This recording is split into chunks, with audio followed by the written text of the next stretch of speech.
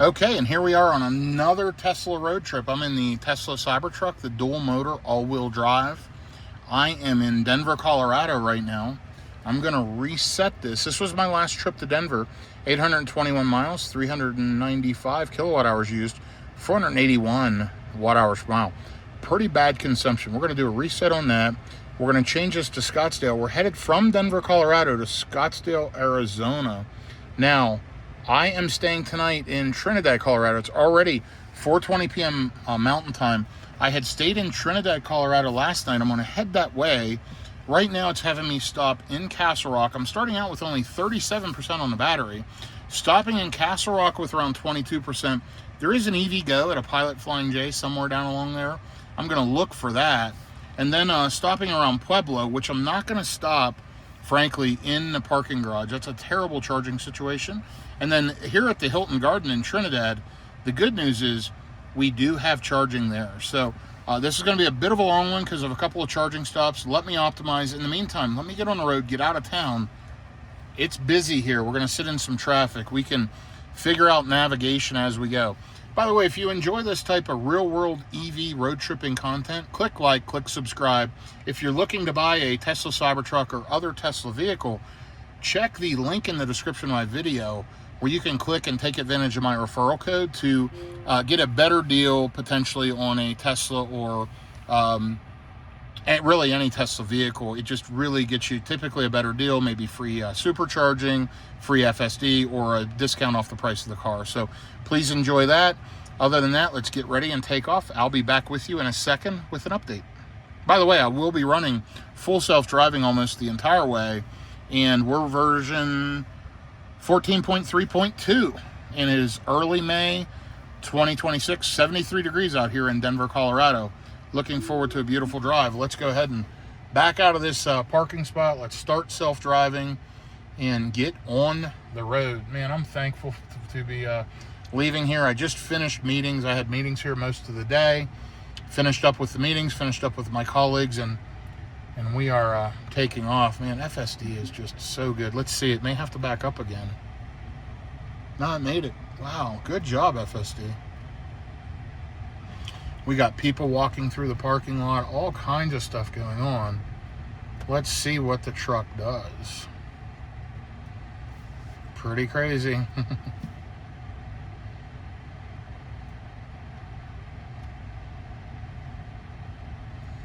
So off we go in the Cybertruck, driving me to Trinidad, Colorado.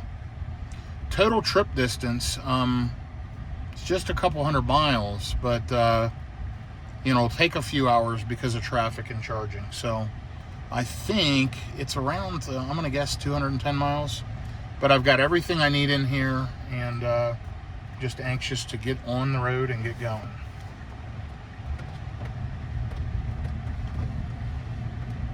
Okay, we are off. I'll be back with you here momentarily. So I've made a bit of a modification. There is a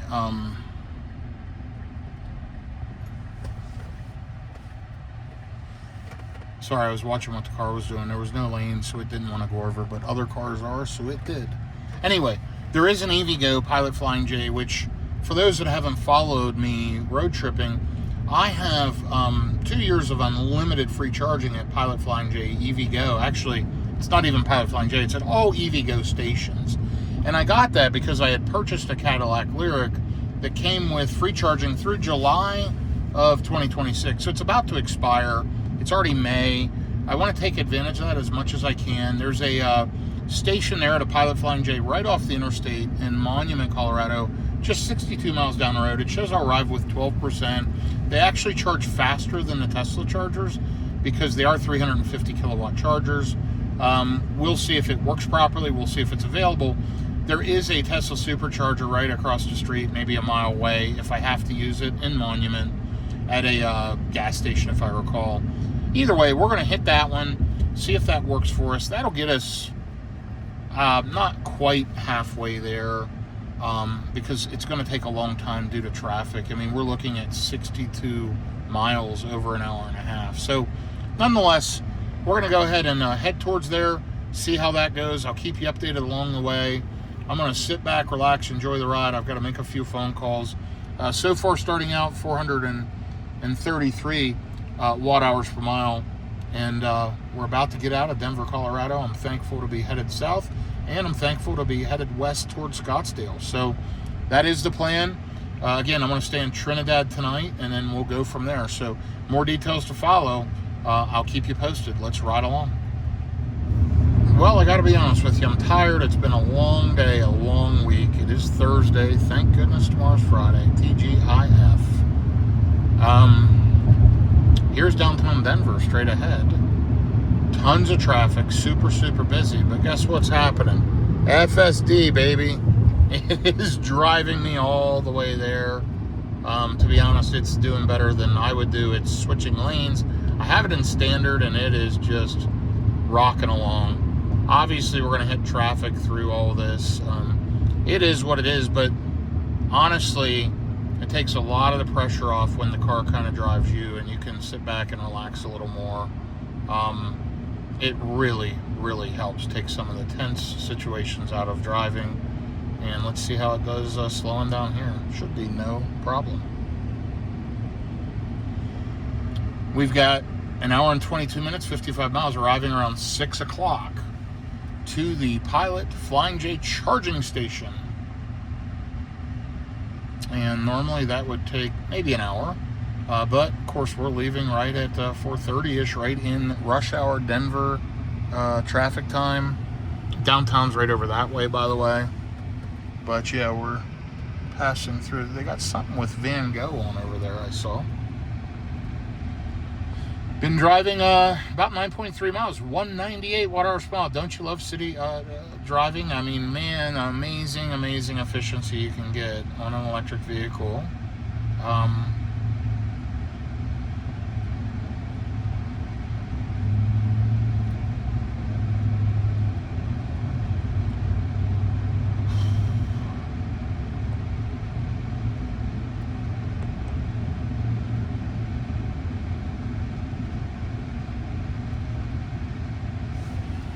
Right over here's downtown. See, that guy's on his phone texting while driving. Meanwhile, my car's driving me. This is much safer than that. Anyway, over here's downtown. You can get a good look at that.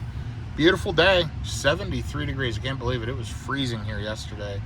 Gotta love that weather variance in Denver, Colorado. Really interesting. Anyway, nonetheless, we're going to ride along, sit back, relax, let FSD do the job. I am going to kick it into hurry mode. But I'll let it figure it out. It seems to be very competent. And I'll be back with you in a little bit. Before you know it, we'll be south of town and charging here at that Pilot Flying J.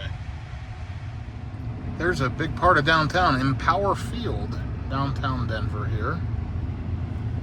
And yeah, we're seeing some sights here for sure. Unfortunately, we are in a mess, and I mean a mess of traffic. We might need Mad Max to help us out here. Come on, Mad Max. Let's do it. Oh, yeah, there we go. I love it. It's so good. So good. We're back to 6:08 now. It's gotten worse, and we'll see if we can make closer to 6 o'clock. It's still showing an hour and 22 minutes. You can see traffic is just absolutely horrendous. So we'll see what happens. We're just going to ride along and enjoy the ride. I'm going to dial it back to hurry mode now for a bit. And yeah, just wanted to share that stadium. I thought some of you may enjoy seeing that. So yeah, this has been a long trip, 32.9 miles, an hour and a half, an hour and 24 minutes. Incredible efficiency, 361 watt hours per mile. It is worsening now that we've gotten a little bit outside of the city and we're picking up highway speeds. But man, that was rough. Showing a 6:19 p.m. arrival, just absolute terrible traffic. FSD did an amazing job of navigating around it. I'll bet I would be another 10 minutes behind schedule if it wasn't for FSD.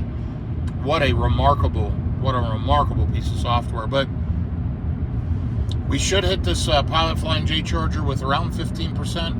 Yeah, we're only 30-some minutes out. I'm looking forward to getting there. This has been a super long, roughly 2-hour ride for roughly 70 miles. Absolutely ridiculous.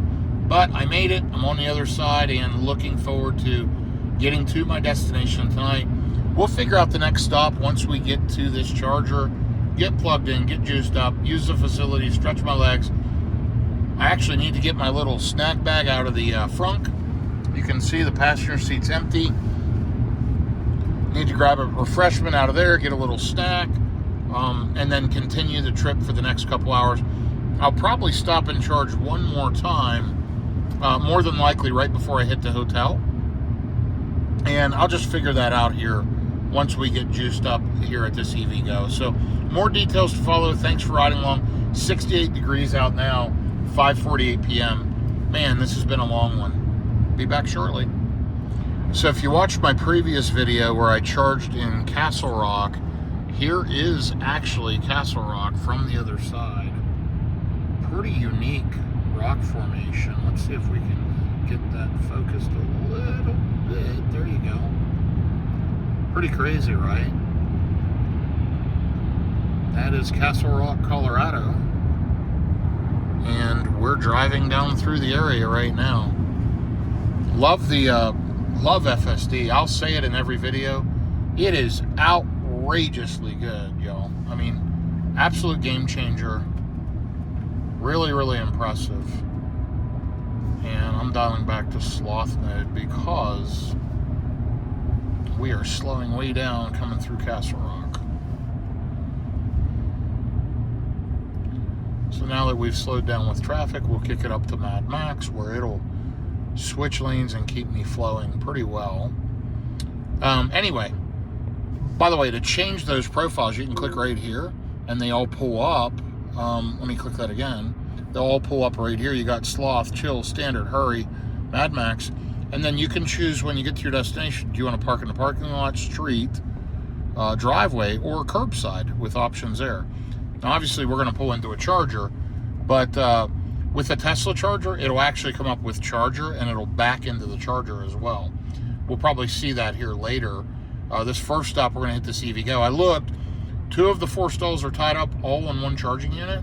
We'll see what happens when I get there. Worst case scenario, we'll jump on to whatever the next Tesla charger is. We still got, you know, at that point, we'll have 15% in the tank. Plenty of juice, so I'm not really super concerned at all. Worst case scenario, too, I have to backtrack a little bit to a charger. I can also look at alternative charging like Electrify America. Oh man, they're terrible. EVgo was really, really good over the last couple of years, and it's really slipped. Iona is the new and up-and-comer, and man, I love the Iona stations. There's just not that many of them. I'm really hoping I can hit some of them on this trip to Scottsdale. The problem is they don't have an app. They don't show up natively in most vehicles, and I like that they don't have an app on one hand. On the other hand, I want an app so I can easily track where their chargers are. It's just not easy to get to them otherwise. There's a map on their website, and it's just hard to use it on a phone. And I hate having all these apps, but even with ChargeWay and with PlugShare, I don't know, man. Maybe it's better for y'all, but I struggle to find those, and I end up missing them a lot of times. And frankly, I'd rather stop at Iona than Tesla, especially in the Cybertruck. I get way faster charging at Iona because it's a 400 kilowatt capable charger. So, anyway, I think there's at least one en route, maybe around Albuquerque or something. I can't remember. I'm hoping I can hit at least one, if not more of those, as I travel through there. So, anyway, more details follow. Mad Max, why aren't you getting in this right lane? And I think I'm just going to have to encourage you to do that. Let's go. Why are we sitting here? And this lane may end or whatever, but it should ride along. It's the whole point of Mad Max. So, looks like there's an express lane entrance in 2 miles. But that's 2 miles of darn near stopped traffic. All right, well, we're cruising along. I will keep you updated. I'm going to try to get in that express lane because we got 22 more miles to go. And I feel like I've been in the car forever. This has been a long leg, which Should have been a short trip down here tonight to Trinidad. What would be about a 3-hour trip is going to turn into 4.5, 5 hours, which is the last thing I need right now. But as long as I get there safely, I'll be happy. So be back with you shortly. Look at the beautiful sky over here. Absolutely gorgeous. There's a nice Model 3. Saw quite a few Rivians out here. Colorado is just peppered with Rivians, and would love to see an R2. I should have thought and went to the one of the service centers out here to see if they had an R2. I didn't think of that. They might have one on display, but maybe I'll check Scottsdale and see if they have one. All right, I'll be back with you shortly. So, yeah, I got to tell you, this has been a brutal, brutal leg. An hour and 42 minutes for 48 miles. That's pretty darn rough. Great efficiency. Of course, now we're running highway speeds in the express lane. 14 miles to go. 14 minutes, 15 miles. There it is. It just updated. 16% state of charge upon arrival. Let's hope we can get plugged in, throw some juice in, walk around, stretch my legs, and get the heck out of there. I'll figure out the next stop. I know which hotel I'm going to. And then from there, we're going to be headed to Scottsdale, Arizona, which I'll take off tomorrow. I don't know if I'll drive the whole way. I may stop along the way and stay. We'll see how it goes. I've got conference calls most of the day tomorrow. It is Friday. And in the meantime, I will love riding in the Cybertruck. I think I'll cross 30,000 miles probably tomorrow. I'm not sure. I need to look. Maybe not. Maybe I'll cross it in Scottsdale. Yeah, I'm thinking it may be 700-ish miles from Trinidad, Colorado to Scottsdale. I'll have to take a look at that. The good news is I'm knocking out, a good 3.5 hours of the trip tonight, even though it'll take me 4.5 hours to do that. I'm getting that knocked out tonight. Unfortunately, I'll get into the hotel up here pretty late. That's okay. We'll make it work. So up here's a nice Rivian R1S riding along.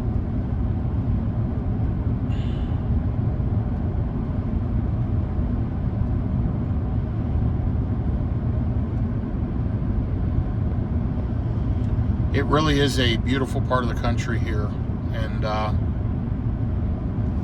I would curiously like to see how the energy graph's looking. Let's take a look. Oh, wow. Way better than predicted. Yeah, we gained 4.9% on driving. You see that green bar. We've done very, very well. Those low speeds certainly helped efficiency. I did 3.1% better than projected. I consumed 16.3%. It would have consumed almost 20%. So that's pretty darn good. I guess that's the good news with being stuck in traffic. And here's the way you've got to look at it. There's the Rivian I mentioned.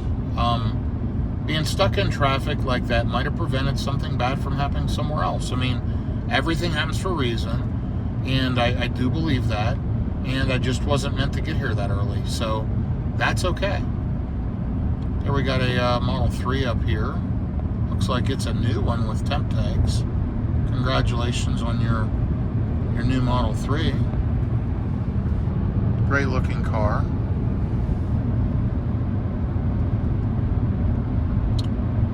All right, well, I'm going to kick back and enjoy the ride, and I will update you here from Monument at the Pilot Flying J station, which is just up the road. So, really crazy situation. The guy in the Nissan Leaf overpassed this Honda Prelude. When I pulled in to plug in, he came over and said, "Listen, man, care if I charge before you? I've been waiting 30 minutes. I said, "The charger over there is open." He goes, "Yeah, it's not working. It's out of service." I said, "Oh, yeah, go ahead. Yeah, it's fair." So I said, "Hey, I'm going to try it." I backed in, plugged in, it started juicing right away. It's not pulling full power. It only ramped up to around 160 kilowatts. It's unstable. It's bouncing around, if you can see, bouncing all over the place.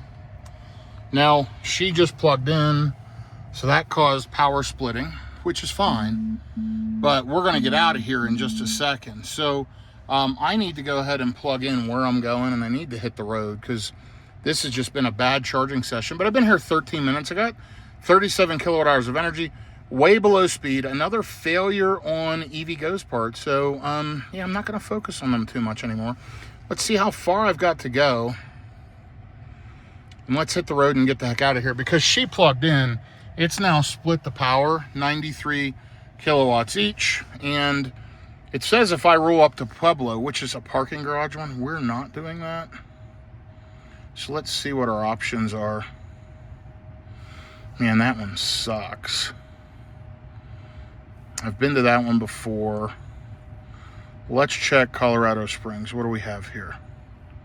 A 150, which we're not doing. Here's a 325, a new one. It's on the other side of the road, but I think I'm going to be better to jump there, throw a little bit of juice on, and kind of figure it out from there. Let me check ChargeWay, and I'll be back with you here in a minute.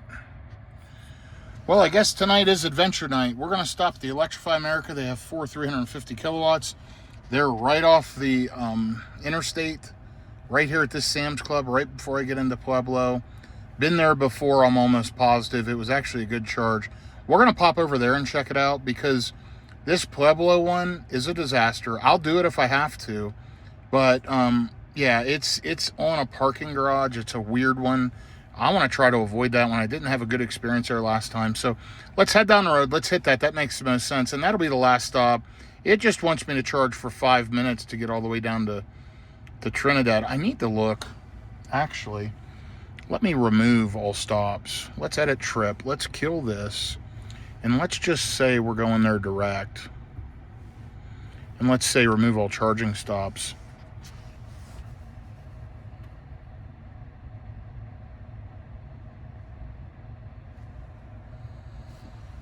So right now, if I leave, as is, 144 miles, I can make it there with 3%. I just need a splash, but we're charging slow because, you know, she is plugged in beside me. I'm only pulling 94 kilowatts. I really don't feel like sitting here another 10 or 15 minutes. I really want to get on the road. And it may be a mistake, but let's go ahead and take off.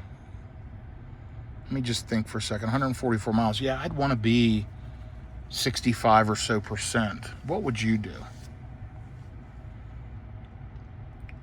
If I had Electrify America,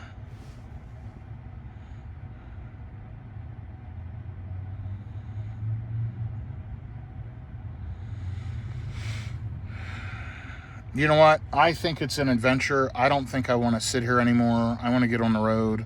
94 kilowatts is way too long. Let's hit the road, see what happens, and check out another charging stop for fun. I'll be back with you shortly. So I think the practical thing to do would have probably been to sit there. I just didn't want to sit there anymore. I want to get on the road. I'm anxious. Now, I know I'm probably going to waste 10 minutes at Electrify America activating whatever. Need to make sure my app's logged in. But you know what? Who cares? I just don't feel like sitting there. I want to get on the road. I was there, close to 15 minutes. That's plenty of time. I'm up well over 50%. I actually got a semi-decent charge, even though the kilowatts was bouncing all over the place and it never ramped up fully and whatever. It worked out. If that lady wouldn't have plugged in, I would have been topped up and been able to make it to the next one. But you know what? She has every right to plug in and charge. They're open for that purpose. So anyway, the Leaf driver ended up getting charging. He's using an A to Z CCS to CHAdeMO adapter, and it just kept failing over and over and over on him. He paid over $800 for it. They sent him a replacement. It's failing to absolute disaster. He's been there probably 45 minutes just trying to get enough charge to get down the road 20 miles to home. Crazy. And he was the one that came up to me and said, dude, I've been here like half an hour waiting to charge. Do you care if I plug in before you? I said, no, go ahead, but that charger over there is open. It doesn't work. Multiple people have tried. I've tried. I said, I got it. Backed out, plugged in, and I'm like, dude, it's working just fine. He goes, damn it, my adapter. He goes, I promise. Even that Dodge Charger or Challenger tried. I said, yeah, they don't charge well on anything. And I said, your adapter's probably the biggest part of your challenge. He goes, yeah, I agree. Because I ramped right up to about between 160 and 180 kilowatts, and then it just held there and never fully ramped. But I got a charge, and it didn't cost me anything. Now we're going to go to EA. We're going to juice up for just like 5 or so minutes, and then make it to the hotel. No big deal, just craziness. So anyway, I'm looking forward to getting to the hotel. I will be hopefully not that far from it once I hit Pueblo. Just another 45 minutes down the road. I will update you here as we go, and let's see how it works at EA. Well, if nothing else, it's a beautiful, beautiful drive. Let's see, at this point, get to the hotel at about 9 p.m., so like roughly 2 more hours. Of course, we're not going to stop at both, hopefully. We stop at EA, we won't stop at that supercharger, and it just wants me to stop at the supercharger for 5 minutes. So I'm going to keep an eye on the EA app, see what happens. If those chargers look available, I'm going to pop in. Otherwise, we'll call an audible and just hit the Tesla chargers, because we know they'll work. It's just a weird spot in a parking garage. So anyway, riding on. I'll be back with you here shortly. Well, right, wrong, or indifferent, EA made the decision for me that I'm going to have to skip it. Several things are going on. Number one, most of the stations show full right now. Half the time, at least one of them are down, so I can't trust that it's going to work. Number two, I tried to activate my Pass Plus membership, which buys down the charging rate for $7, which is fine because I thought, hey, I'll hit some EAs. It won't let me activate that. I still show on the base charging plan, but I got the email saying, welcome to Pass Plus. It's effective immediately. I've closed the app, reopened the app. I have the latest version. It's just a disaster, like always. It's $7 a month, and it never actually charged my card or my account, but yet I got an email saying it did, but yet it won't work. It's 57 cents a kilowatt hour. Not that I can't afford that, but I'm going to go there to be aggravated, where if you have the Pass Plus plan, it reduces the cost about 25%, which puts it, competitive with Tesla or whatever else. So based on all of that nonsense, I say screw EA. Let's just go, and let's figure out Pueblo. Here we come to the garage charger, and it will work. There are 9 of 12 stalls are available, 250 kilowatt. It's just in a weird situation. You know what? Been there, done it before. Gonna do it again, and we're just gonna splash and dash. I do want to put a little extra juice on, and I'm going to tell you why. Is when I got to the hotel last night, most of the chargers were blocked. They have 6 level 2 chargers. They're randomly placed in the parking lot. Really strange, but gas cars are blocking them, even though there's signage. I don't think anybody cares, and I could get there and not be able to charge. So I'd like to get to the hotel with 20-ish%, maybe 25, so that Sentry mode can run. Sentry mode generally shuts off below 20%. So I like for that to run at a hotel at night in case anything happens. We'll see. And we'll see how I feel when I get to Pueblo. I want to walk around, stretch my legs when I get there anyway. It may not be completely dark yet, but either way, we don't have that far to go to Pueblo, and at least we're rolling through Colorado Springs at a decent clip. So off we go, once again, changing plans. I could have sat at that last charger. I still wouldn't have got enough to get to the hotel with a decent enough range. It made sense to charge her up, and off we go. So, yes, I'm still enjoying it. No, I know most of you wouldn't want to deal with the aggravation. Great efficiency, though, because we're on the decline. I mean, look at the difference today versus my previous road trip. 80 miles, 347 watt-hours per mile. Absolutely remarkably good efficiency. Of course, a large part of that was sitting in that traffic, but even then, I've been running at highway speeds since I left that last charger. 247. It's just the constant elevation drop coming out of Denver. So, and then I should be running mostly flat out to Scottsdale, so we'll see how it goes. More details to follow. Absolutely spectacularly beautiful part of the country, though, isn't it? Look at these mountains. Rough roads, watch this. Bam. Rough. Okay, be back shortly. Well, finally, traffic is clear. We're riding along at highway speeds. we're getting amazing efficiency, 347 watt hours per mile. Now, the car will tell you I'm not doing well. I'm using 2.3% more, staying below 70. The wind cost 0.5%. The route is typically driven at 70. That would save 0.3. Navigating the supercharger will save 4-minute charging time, but that's consumed 0.2%. Isn't that cool that it saves 4 minutes? And driving at high altitude saved 0.2. High altitude actually creates efficiency in electric, kind of opposite of gas. Really, really interesting. Anyway, let's check our tires. We're good there. Obviously much warmer today, and we're almost to the supercharger here, so looking forward to getting there, getting plugged in. I'm going to stretch my legs, walk around for a minute. It is currently telling me I need to charge for 5 minutes to get there with 10%. I'm going to charge just a little bit longer. I'm going to check my email, get organized in the car, so when I get to the hotel I can get right in there. I've got to get some food once I get to the hotel. Where I'm staying, Trinidad rolls up the carpet here about 10 o'clock, so I'm hoping I can even get food. And yeah, we'll go from there. But riding along, enjoying the ride. The Cybertruck just is a game-changer vehicle for sure. I was just talking to my wife, and I said, I just don't know if I want to cross-country travel at all in anything but a Tesla anymore. I am so spoiled by this. I mean, if you guys haven't used FSD, please go check it out. It's hard because Tesla simply doesn't make some of the vehicles I'd like to have. I'd like a luxury vehicle. They don't make one. They never have. The Model S and Model X have never been luxury, no matter what they call them. There's no massaging features. There's not all of the plush environment. It's just not luxury level. It might be premium. And frankly, this might be premium inside. It's weird, but it's a little premium. But they've got little rattles, little shakes. They're not built as well. I mean, they're not a Mercedes or a BMW or even a Lexus quality. They're just not. But their technology is second to none. So, you know, it's tough. I wish Tesla would come out with a full-size SUV. And if they did, I'd gobble that up in a second. Heck, I might consider a Model YL. We really want to buy a Rivian R2, but, you know, I'm concerned about the lack of full self-driving.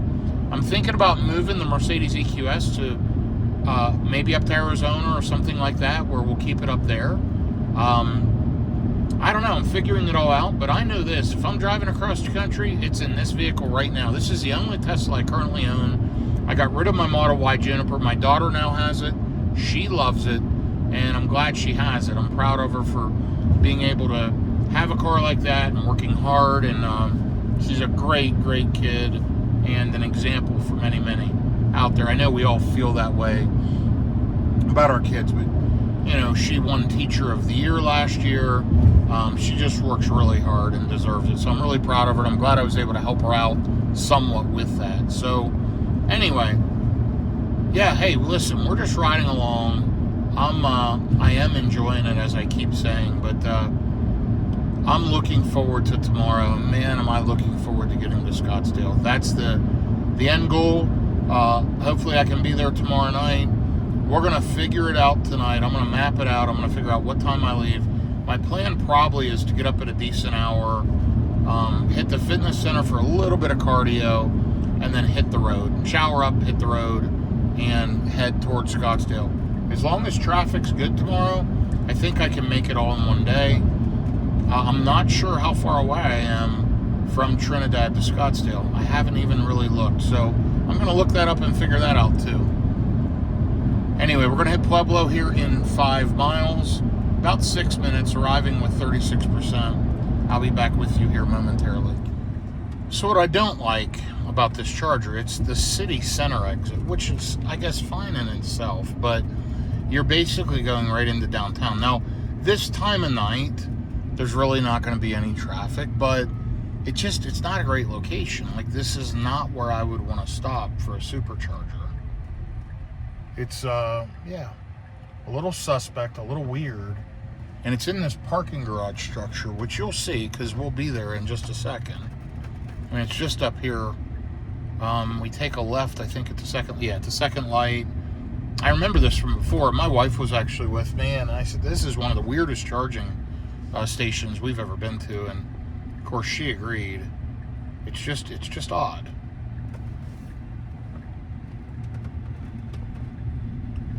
So,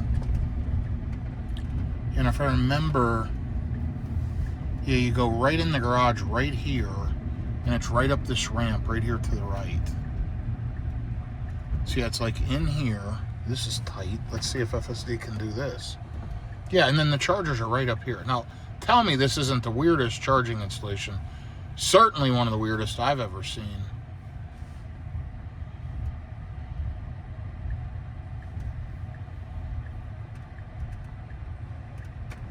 And, strange one, right? Look at this. But hey, it works. I mean, at least it's here. Yeah, the truck's struggling to park. It's parked in 2 spots, basically. So let me fix that. Navigation, we'll call it whatever. It doesn't matter. I just need to get within the line so that another car can charge when they need to. So we're gonna just back it up manually. And there we go. Let's get plugged in and see if we can juice this thing. Let's take a look at the last leg real quick and then plug in. Almost 60 miles, 342 watt-hours per mile, 49 minutes. So good time on this leg. But yeah, we got to get plugged in. I'm tired. Let's see.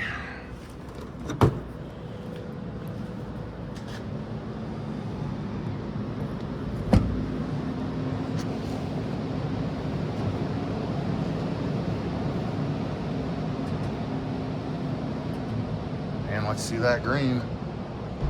And here we go. There's a little look at the stop. Let's jump in the truck. And check out our speeds. Sorry for the grunting. I'm getting old, I'm tired. I'm really extra exhausted this week. It's a long story, but it's been a long week. 124 miles so far today, 358 watt-hours per mile. Let's look at how far we have to go. We're up to 100 kilowatts. And I'm going to do something here. I'm going to edit this trip. I'm going to add a stop, and we're going to add Scottsdale.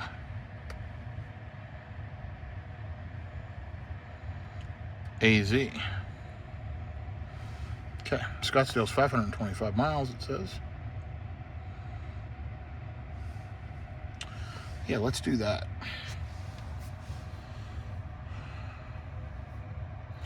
So I'm going to hit there at 8:45 p.m.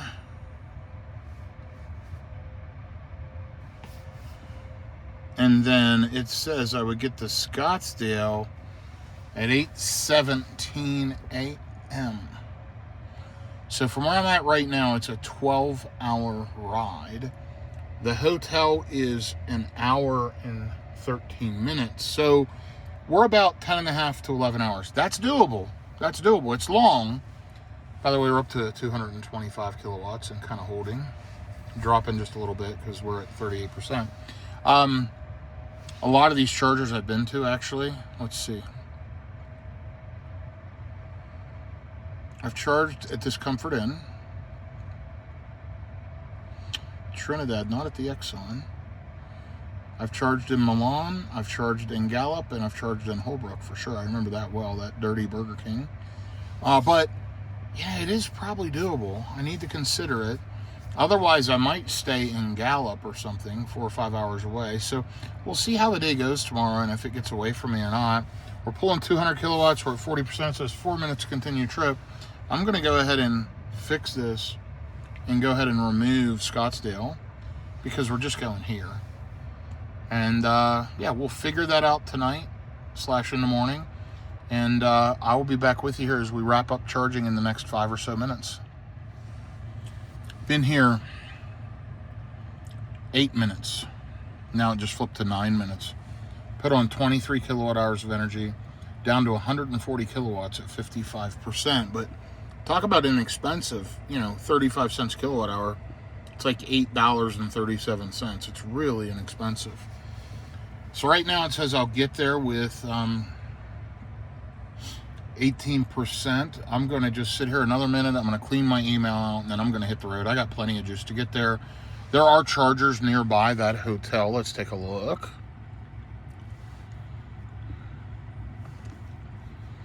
Yeah, there's one right down the road. Essentially, tomorrow morning I can hit. But if I luck out, I can get plugged into one of the ones at the hotel. And that'll be the target. Now, if I take off right now, I get there at 8:54, p.m. So I've been here right now exactly 10 minutes. And, 25 kilowatt hours of energy, 136 kilowatts charging rate. This is where I think it's really, really weak, is from about 35% to about 60%. It should be like double what it's showing, and that's just really, really weak sauce. Anyway, we're going to get unplugged. We're going to hit the road in just a minute. There's a family walking up, checking out the Cybertruck, and then off we go. So yeah, that last charging session was about 10 minutes. I unplugged right after that clip and took off, got out of the parking garage, and now just jumping on the interstate. So that was a smart stop. It worked well. Tesla chargers work well. They're inexpensive. It's just weird stop, one that I don't prefer, but we made it work because Electrify America just kind of sucks. So with that being said, going to arrive around 21%, hour and 11 minutes, 84 miles. We'll see how the efficiency is. We're going to ride this thing out. 72 degrees out. I can't believe how nice it is tonight compared to yesterday and even this morning. Absolutely insane. But hey, here we are and off we go. Cybertruck's wanting to get in the left lane, jumping and falling right in line behind this charger, and now we're riding just 83 miles right up this road, get off Commercial Street, and the hotel's right there. So I am excited to get to the hotel and relax again for the night. So tomorrow's going to be a fun one. I'll figure out how far I'm going to go. This may be another play it by ear. I want to check the Iona stations. I want to check EVgo. I want to try some different things like I did today. EVgo, if you saw my last trip, I didn't have a great session. I didn't have a great session on this trip. Let's see if I have a good one going out west. There's several EVgos I've charged at before going across the desert. We're going to give them a shot. We're going to check out Iona, which I know will be awesome. So it's all part of adventuring and exploring. But you know what? If I really want to get there quickly, Tesla chargers all the way and just splash and dash and roll. So yeah, we're gonna have fun with it. It's gonna be an adventure. I hope you follow along for the rest of it. Let's go ahead and rip down through here as the Cybertruck has chosen to try to keep pace with this charger. Not sure why. I'm gonna dial back to standard and have the truck calm down just a little bit. That's more like it. Yeah, that was crazy. FSD definitely has a mind of its own. It's like a human being driving. It's very, very sentient. It's outrageous. Okay, be back with you shortly. What a great drive. So it's automatically switched to dark mode at night. I have it set up to auto switch between light and dark. I like that. A lot of people don't, but I think it's really cool. We are eating up some electrons, 603 watt hours per mile. Went through some pretty windy, high winds, I should say, just a minute ago. A little bit of elevation change, but now we're kind of, it feels like we're headed downhill.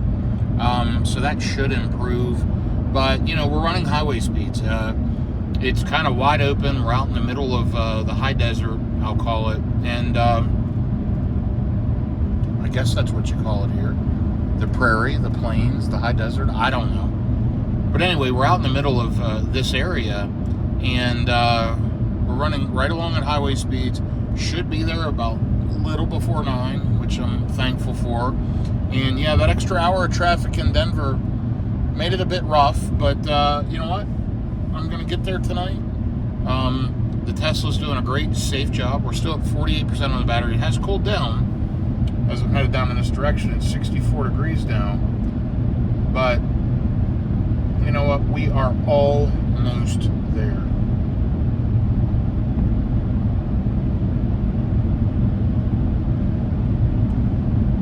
So, 143 miles on the Scottsdale trip, 389 watt-hours per mile. Not bad at all. We're going to be pushing close to that 30,000 mile mark on this vehicle. I'm going to guess other people have driven this 4,000 or so miles, but it's mostly been me, and it's been a great journey. I was just reflecting as I was driving, what a beautiful country we live in, what a vast country, so many different climates, so many different areas, and so much natural beauty. We're very, very blessed here in the United States. There's other spectacular countries as well. I just want to reflect personally. What I know here is absolutely amazing. It's a shame that we don't appreciate it more, and we get caught up in so many, quote-unquote worldly things in this life. Sometimes you just need to sit back and enjoy what's in front of you. I mean, look at this. It's spectacular. So, I'm glad you're able to ride along with me and kind of enjoy this journey.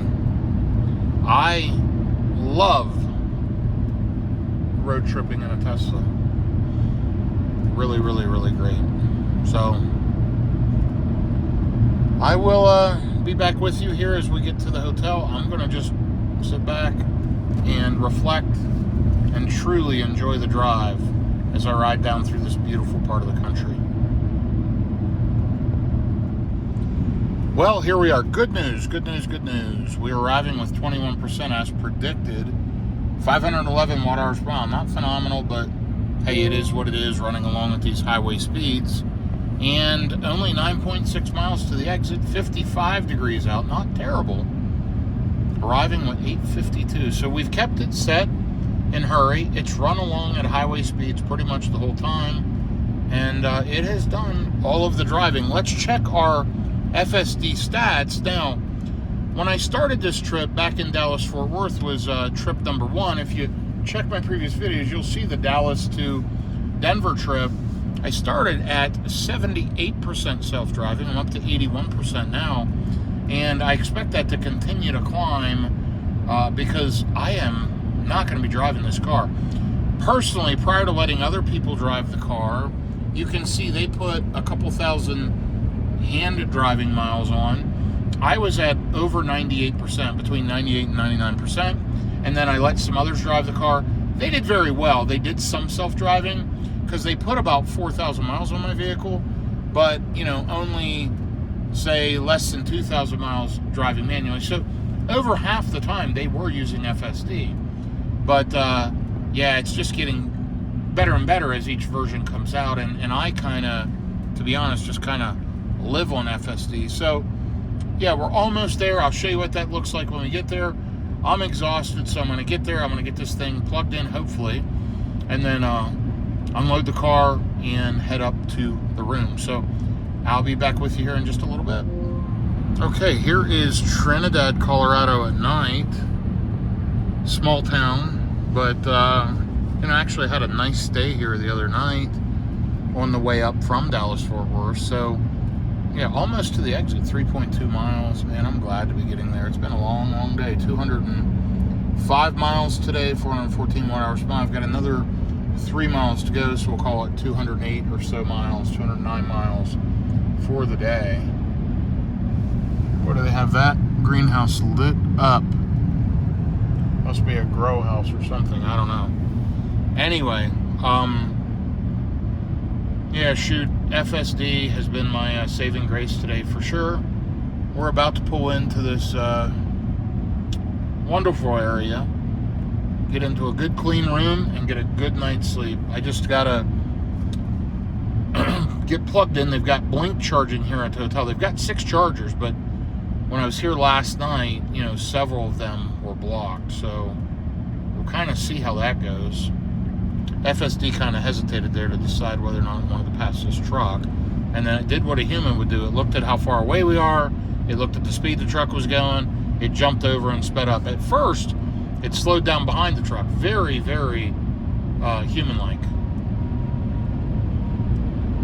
So anyway, yeah, several of them were blocked, but they're spread throughout the parking lot. They're not all together. It's really strange. I don't understand the logistics of, like, they're literally in different rows and all over the place in the parking lot. Really, really a wild layout. Never have I seen a charger layout anything close to that. So there's the sign, welcome to Trinidad. 1.2 miles down, 1.7 miles total. Really cool wooden bridge you drive across to go to the hotel. And what looks like a really cool old restaurant that maybe went out of business was right there.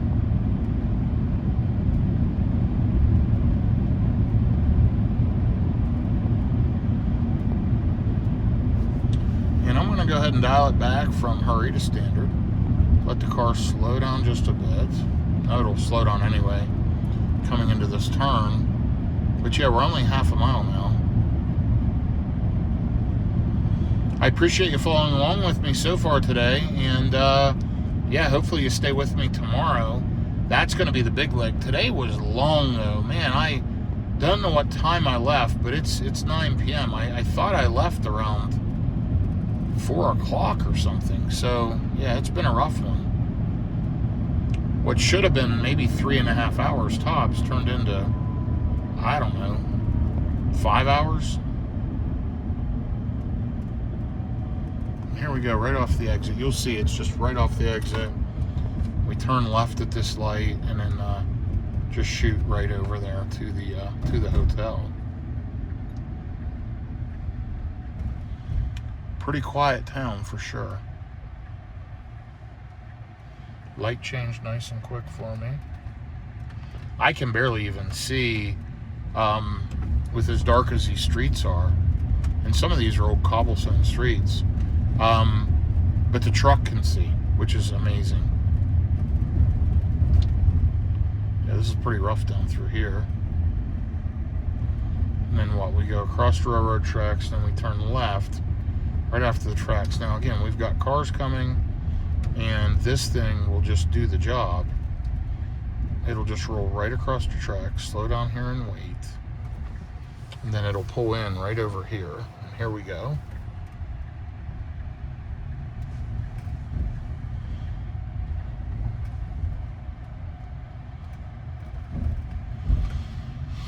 Tesla, I've got to commend you. You know, I know you get a lot of bad press about a lot of things, but wow, it would be totally different without the mission that you've driven forward with electric vehicles and just with technology in vehicles. This is something I never imagined as a kid that we would have, is this all this self-driving stuff, and I'm glad we do. Now, I'm going to take over and I'm going to call it preference.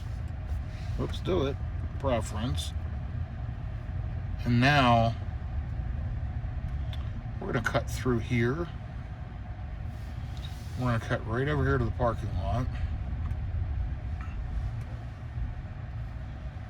And we're going to find these chargers. I know there's one right here. I think there's another one. That's one. Which, let me take a look. So I can definitely get to that one and unload. Or I can get to this one over here. I think I'm going to use this one just because this is the one I used last night and it worked. Isn't that weird the way they're laid out? I don't even know where the other one is. But they're spread throughout the parking lot. But the reason why I'm using this one is I used it last night. I know which charger it is on the app. It would not activate through the RFID card. That wouldn't work. And by the way, this white Tesla was here last night too. We're going to pull up now and straighten up. And yeah, that way, you know, I know pretty easily how to activate it. That part will be fairly seamless. Okay, let me go ahead and get this activated. Anyway, ending the trip for today, 208 miles, 409 watt-hours per mile. This last leg, 486 watt-hours per mile, 85 miles. Thanks for following along. I'll be back with you in the morning. Okay, I'm just getting ready to leave this Hilton Garden Inn here. And nothing special, but clean. It worked for the night. So let me go ahead and get the door unlocked. Open.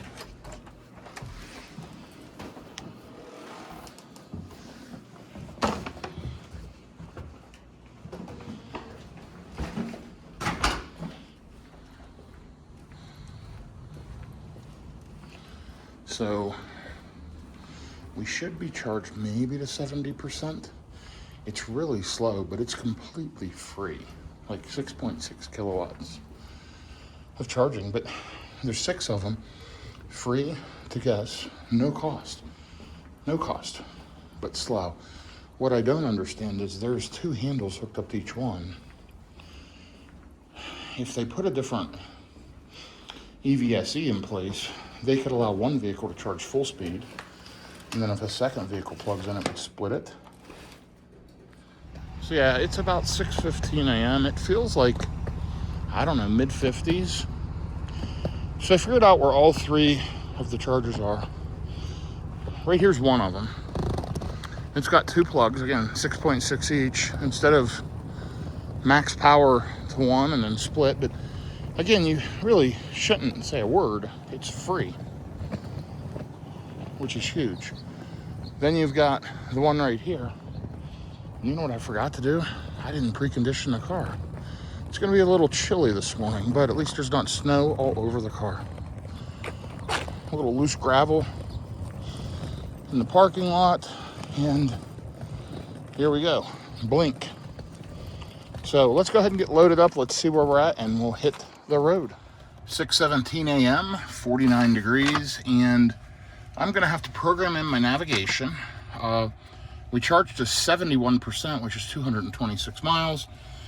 Yesterday, on the way to Scottsdale, 208.5 miles, 410 watt-hours per mile. We're going to navigate to a hotel in Scottsdale, and I believe this is it. Let me check. That's it.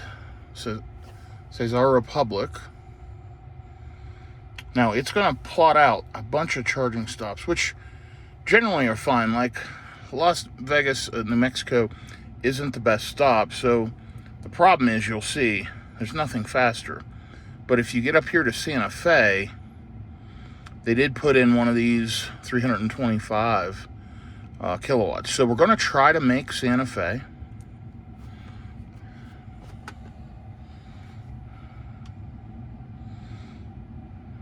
Yeah, it's not going to happen. It's an hour further down the road. So we'll go ahead and remove that. What we do want to do for sure, I want to add in EVgo. Oh yeah, we may give another one a try today. And it's in Albuquerque. And I gotta see which one it is. I think it's this one that's 191 miles away. Yeah, that's right off the route we'll be going. And we also want to add in an Iona rechargery in Grant, New Mexico.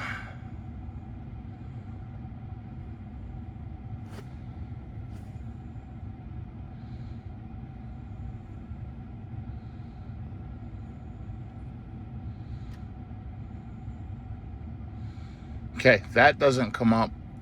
We'll see if we can figure that out later, but I think we've got enough right here to hit the road.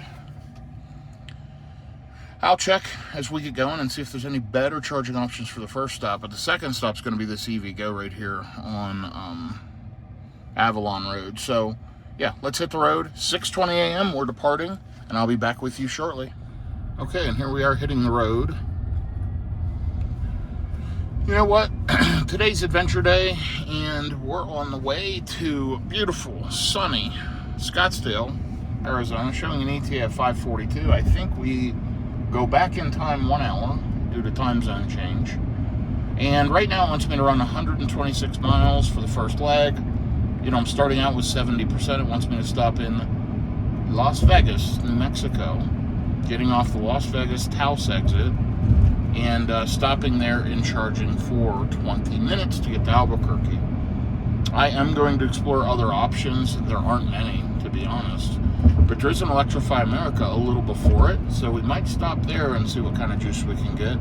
My biggest concern right now is we're going to arrive so high anyway at 23%. So as long as that station's not full, we're not going to lose a lot of charging speed, to be candid. It'll just hold 150 flat up to, 50% or whatever, and then start tapering. So, yeah, we'll see.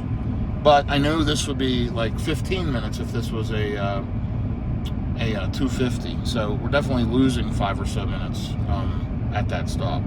But let's get on the road. Let's let the car settle in. We're just getting started, and let me explore options, and I'll report back here in just a little bit. Well, it is a beautiful drive. We are riding out across the desert, essentially, and headed to Las Vegas, New Mexico. You know what? It's not telling me down here. There we go. I'm currently in Springer, New Mexico. We've got roughly 72 miles to go, 58 minutes, 19% state of charge upon arrival at Las Vegas. I am going to go ahead and stop there. I'm not going to do the EA stop that's before that. I looked and I'd arrived to EA with like 38%. It's just pointless. So I'll just hit this one. I do need to watch, because the worst case scenario is this charger gets full. Yeah, it only has 6 stalls. If I split power, I'm only going to get 72 kilowatts. I think what I'm going to do, though, is instead of riding all the way, wants me to ride all the way to Albuquerque, I'm going to do a pop-in here in Santa Fe at this 325 that's like right off the exit. I'm not going to do the other 150. I'll jump up to this one. So we're going to add that in, and that should then... Wait a minute, I thought I just added it. Yeah, there it is.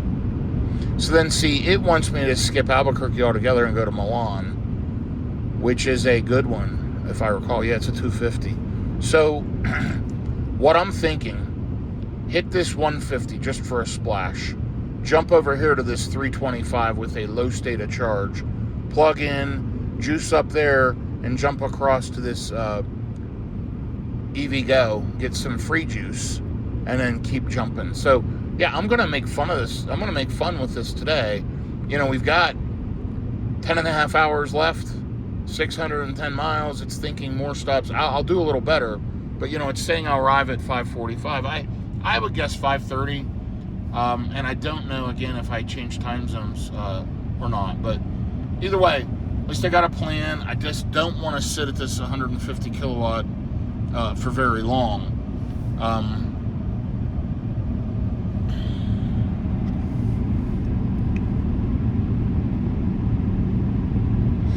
Okay, I'll be back with you here shortly.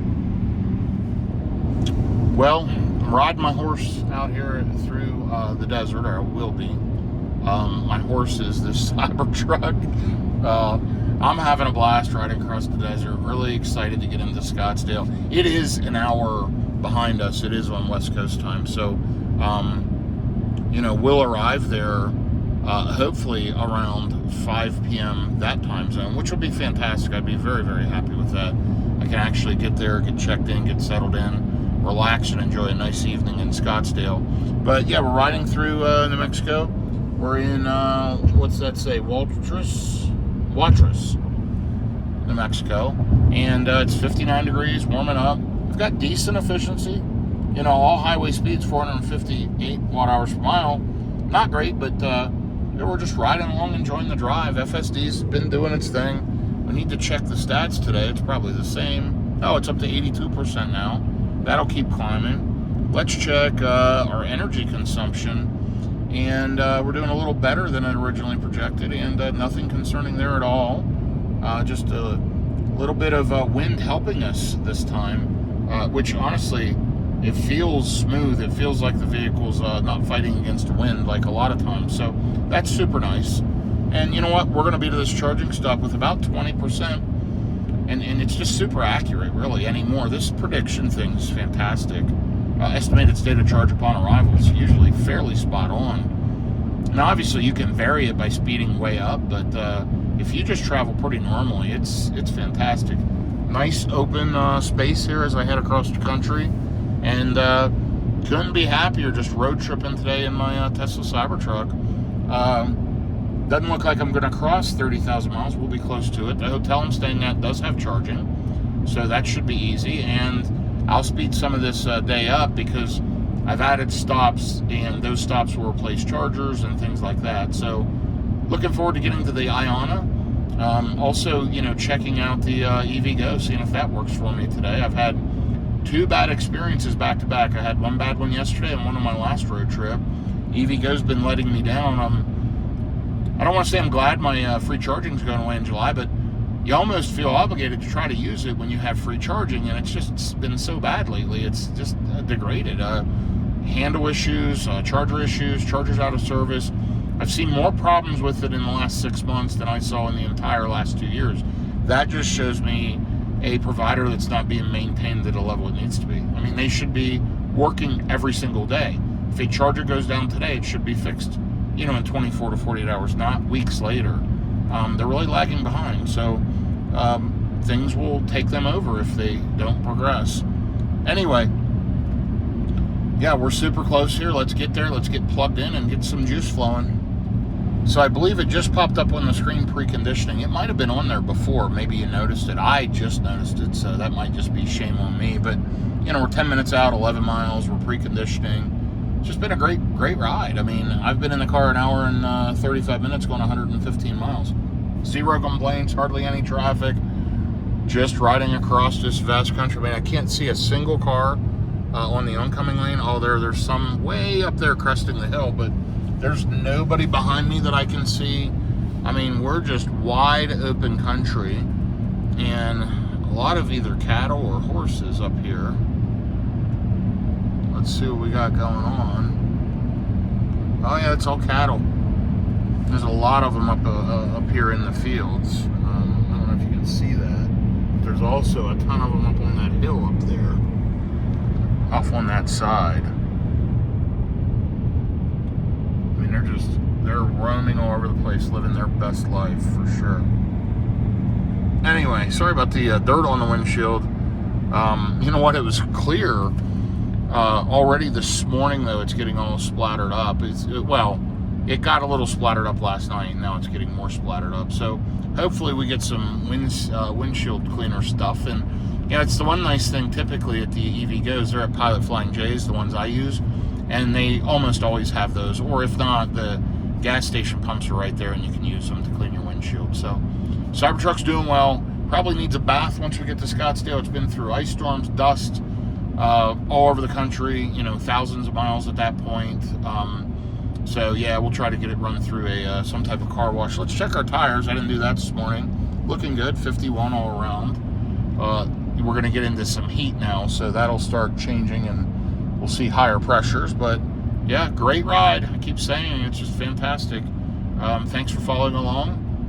I'll be back here. We're stopping in Las Vegas, New Mexico, which is the middle of nowhere, and it is not Las Vegas, Nevada. That's for sure. But I was looking at this charger, and let's take another glance. So it's still showing only 5 of 6 available, which is fine. Nearby amenities, you've got a gas station with a Chester's Chicken, a Subway, and a Love's. Those are probably combined. That Maverick gas station probably has the Chester's in it, or the Subway, and vice versa with the Love's. But yeah, it looks like it's just a neat stop. Little history sign there. And it shows a Comfort Inn sign. It says Maverick, though. Oh, well, we'll see. Almost there. Just a couple of minutes. Okay, here we are jumping off the exit, 0.7 miles. We're going to juice up 461 watt-hours per mile. 126 miles on this leg. And now I'm 44 minutes. Really glad I got going early. Got the heck out of town. And now let's just scoot up here to this Tesla charger. Good job, Tesla.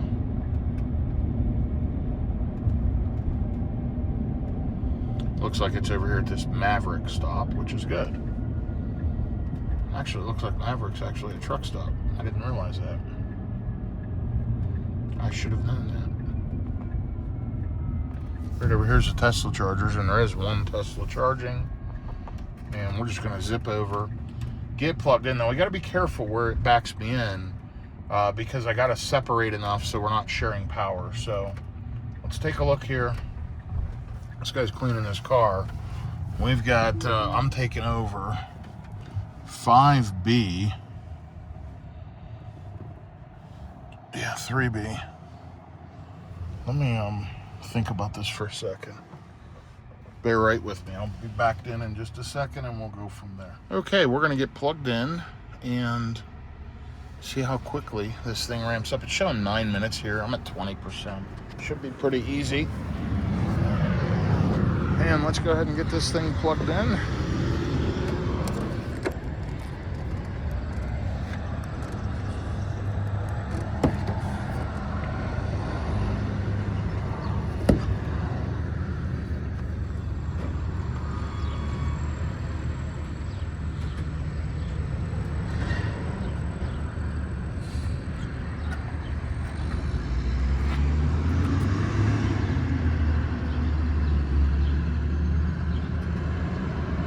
Okay, and we are green. We're gonna watch and see how quickly this thing ramps up.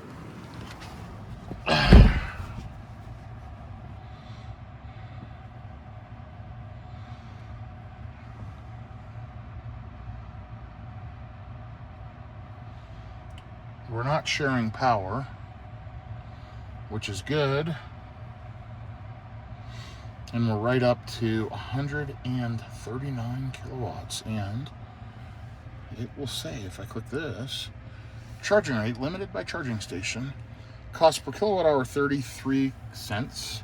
And let's let this thing charge while I run in and use the restroom. I'll be back with you shortly.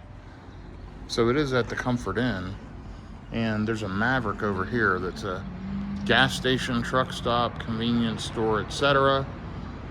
They've got food in there, and then across the street is that Love's, where the Chester chicken and the Subway is, none of which I need. Take a look at fuel prices. Diesel, $5.29 a gallon, $5.39, $5.74. I'm gonna zoom in and show you this.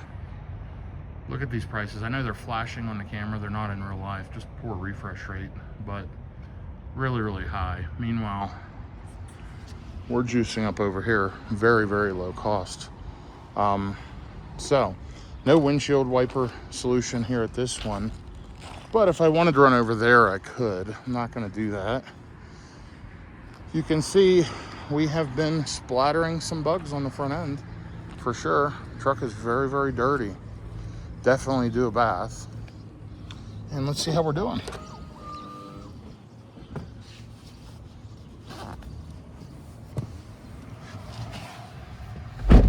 Okay, we're at 28%, put in 10 kilowatt hours, and showing still 10 minutes remaining, showing arriving with -2, 144 kilowatts. Let's sit here and juice. Not sure how long I've been here. Let me try to take a look on my watch, see if it shows me a start time. Nope, don't see it on there. I'm not sure exactly what time I pulled in, but I've probably been here, I don't know, 3 or 4 minutes so far. I'll keep an eye on it. My guess is I'll be here a total of 15 or so minutes. I don't want to arrive here with a very high state of charge. I only have to go 72 miles. I could make it now if I took it easy.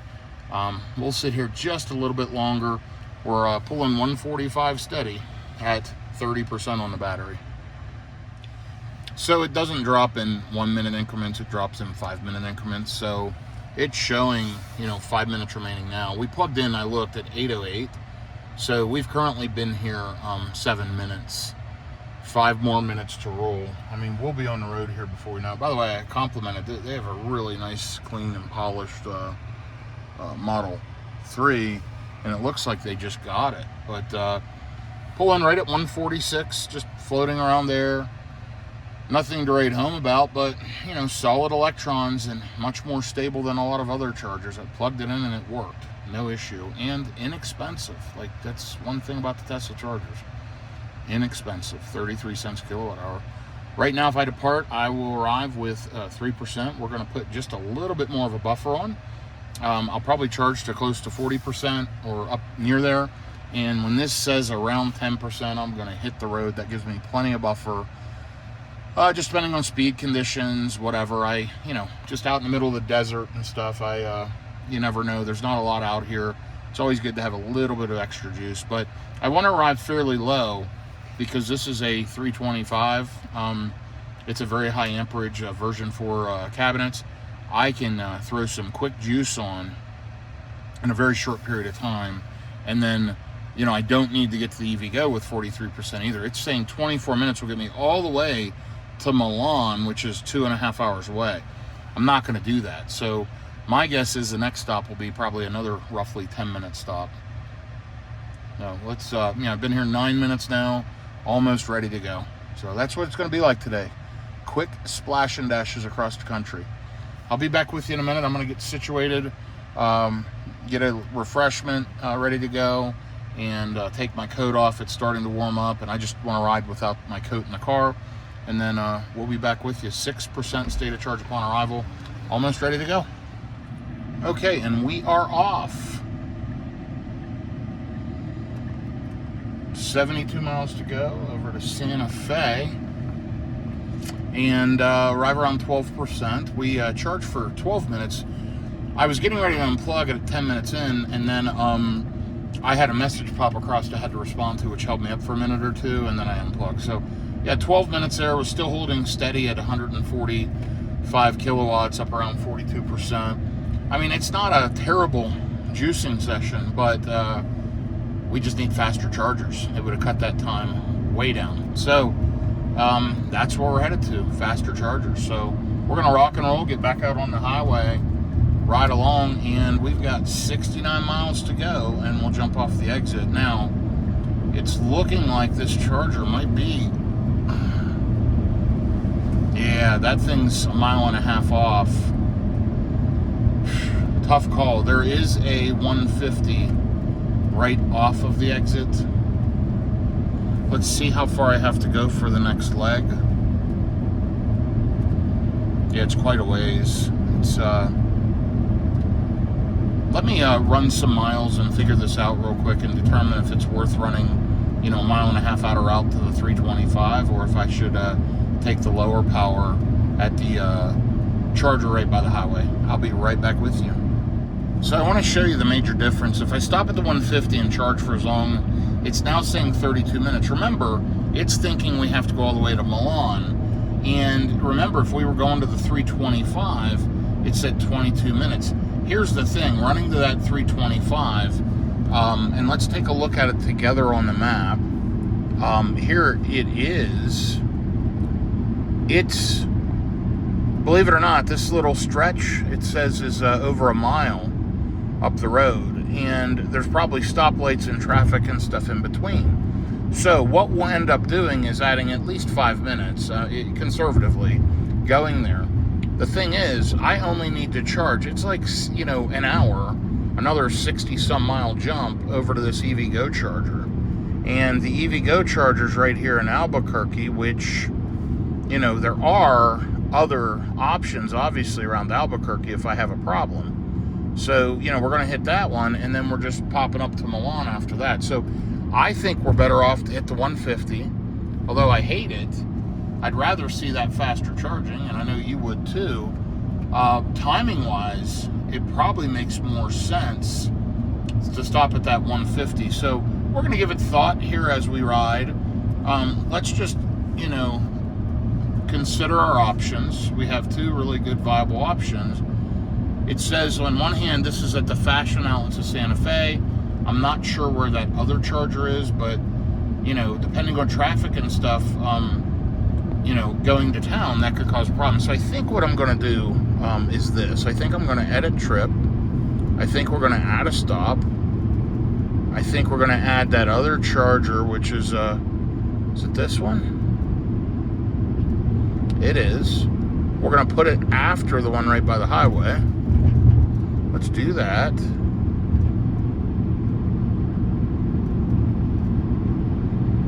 And that's the one at Rudy's.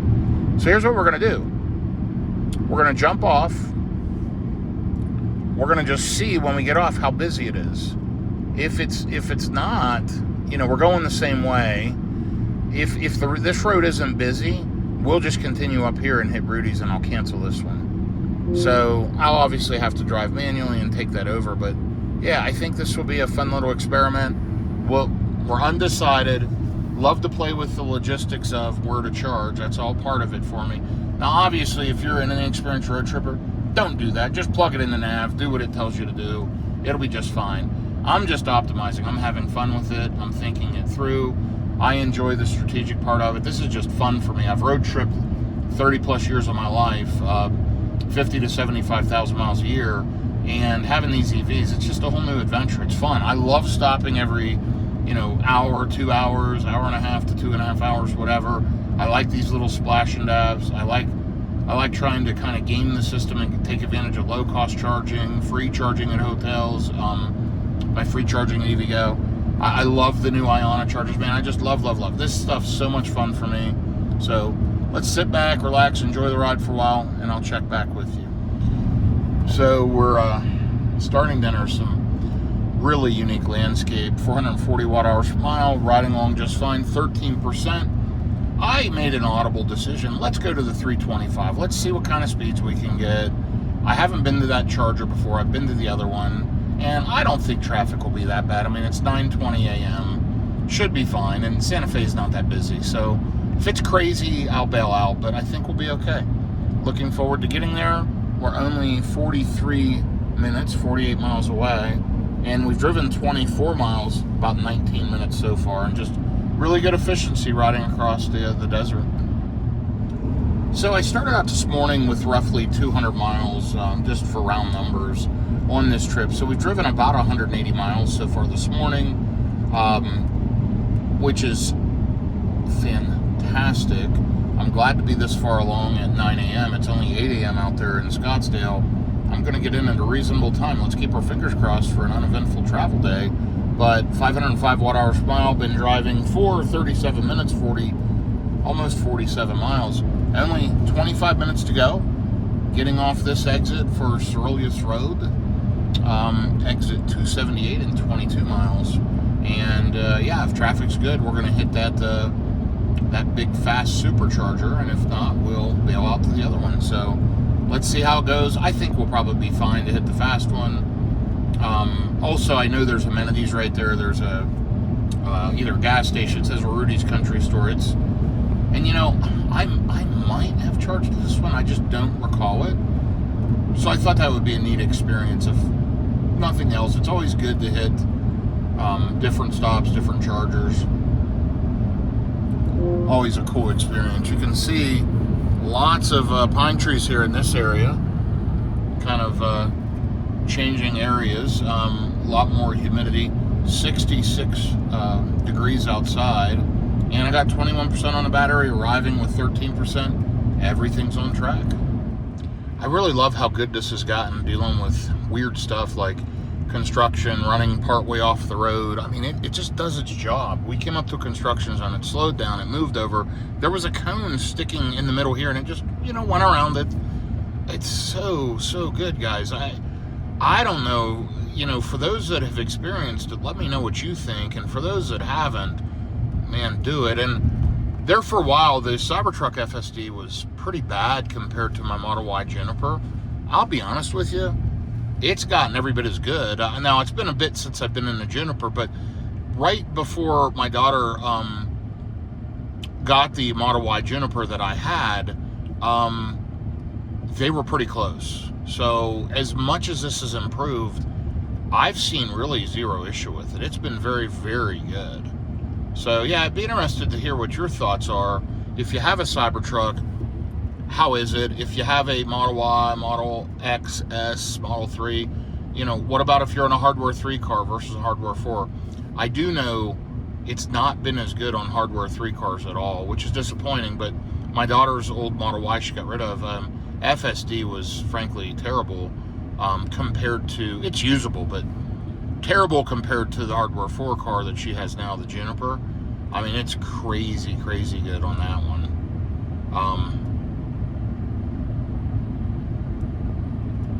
Anyway, hopefully we're almost through this construction zone.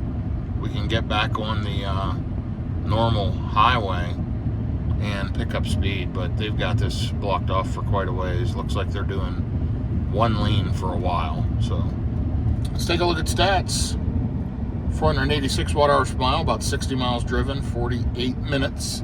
And we're only 14 minutes away, 12 miles, so almost there. I'll check back with you here in just a little bit. Okay, so we made it. Really nice supercharger installation here. It's the big boys, all right. Still 2 A's out of service. We're at 14%. Let's get plugged in and check this thing out. That's the one that's out of service. Really, really nice stop. I love these extra long cables. They make all the difference. Let's get that plugged in. We're on 1D. Boom, charging. So you got a couple pull-through stalls for trailers. Another pull-in stall up here. Really nice entrance, really well laid out site plan. Let's see, 1, 2, 3, 4 here. 5, 6, 7. So it's an 8 charger setup. I think it only shows 6 in the Tesla nav. Let me look at that stop. Oh, it says 6 of 8 available. Okay, so there are 8. 1 person's charging, 1 out of service, and then of course the rest good to go. So we are ramping up quickly here.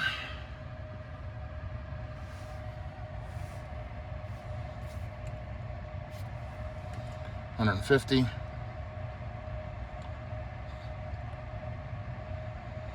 When I say we're ramping up quickly, it's a slow ramp, but it was a quick authentication and hookup handshake. So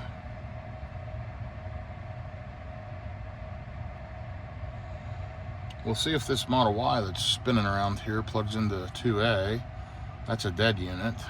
Hopefully not. Looks like they're going to do the pull-in beside me, which is good for a lot of people.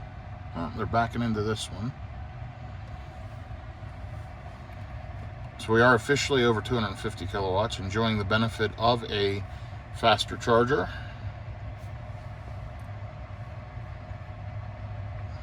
And we can see up to 325, although we're getting up on the state of charge now. We're up at 17%. So there's 321, 322. And it's probably going to level out around there. That's normally about what I see on these. It should hold that for a little bit now. 323. So what it's thinking that I need to do is as follows. It's thinking I want to go all the way to Milan. So it's wanting me to charge 20 more minutes. I'm just going here. Now let's take a look at where here is and what my bailout options are. It's really not much. If that one doesn't work, I have to backtrack. So let me check that out. I'm going to go use the restroom. We are pulling 325, surprisingly. And that's a good thing. Sitting at 20%, pegged at 326, actually. And now slowly tapering. I'll be back with you here shortly. Honestly, this is a great stop. Rudy's Barbecue opens early and has breakfast tacos pre-made, like sausage, bacon, brisket, with egg, cheese, or chilies, or whatever. So I picked a few of those random ones. 3 of them, actually. They're small breakfast tacos. So here's your handicap stall. There's 4 back-ends, a pull-in, and 2 more pull-throughs. Really a great setup here, Tesla. Super nice, super convenient. Let's check out the state of charge, how fast we're charging, and I'll be right back with you.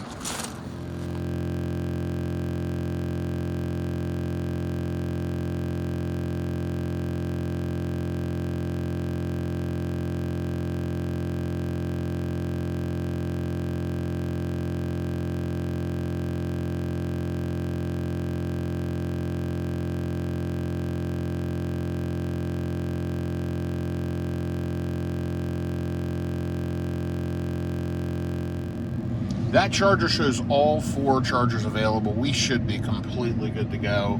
I'm going to go ahead and get unplugged and hit the road. We're still pulling 155 kilowatts, by the way, at 48%. This was a pretty good charging session. I'll look at the total time here and let you know. Let's click our battery icon. We've put on 44 kilowatt hours, 38 cents a kilowatt hour, and we have been here 12 minutes. I mean, that's a good charging session. That actually works. 12 minutes to put in that kind of energy. I'm already up to 50%. I can ride another couple hours if I need to. Even though I'm only going to go an hour, I'll arrive with a high state of charge here to this EV Go. But it's free electrons, so I'm going to pop over there, throw some juice in, and then we'll figure out the next stop after that. We may skip Milan, we may stop there. Anyway, let's get unplugged and hit the road. This was a good one. Really, really good stop. Very pleased with that. They're 13 minutes approximately back on the road. This was right off of the interstate. It actually probably took a minute from the other charger to get here. I mean, I got through both lights, no problem, and we exit back out and then just jump right back on the interstate. So it was definitely worth it. I thought it was going to cost me a few minutes. Oops, I bumped the brake pedal. And it did not. Like, it saved me time for sure. Probably, I'd guess, 2 minutes extra maybe to come to it, but probably saved 8 or 9 minutes, if not more. So, so yeah, see how quick this is getting down through here? I mean, it's an extra minute or whatever to get out to the interstate. So the other charger's just up here on the left.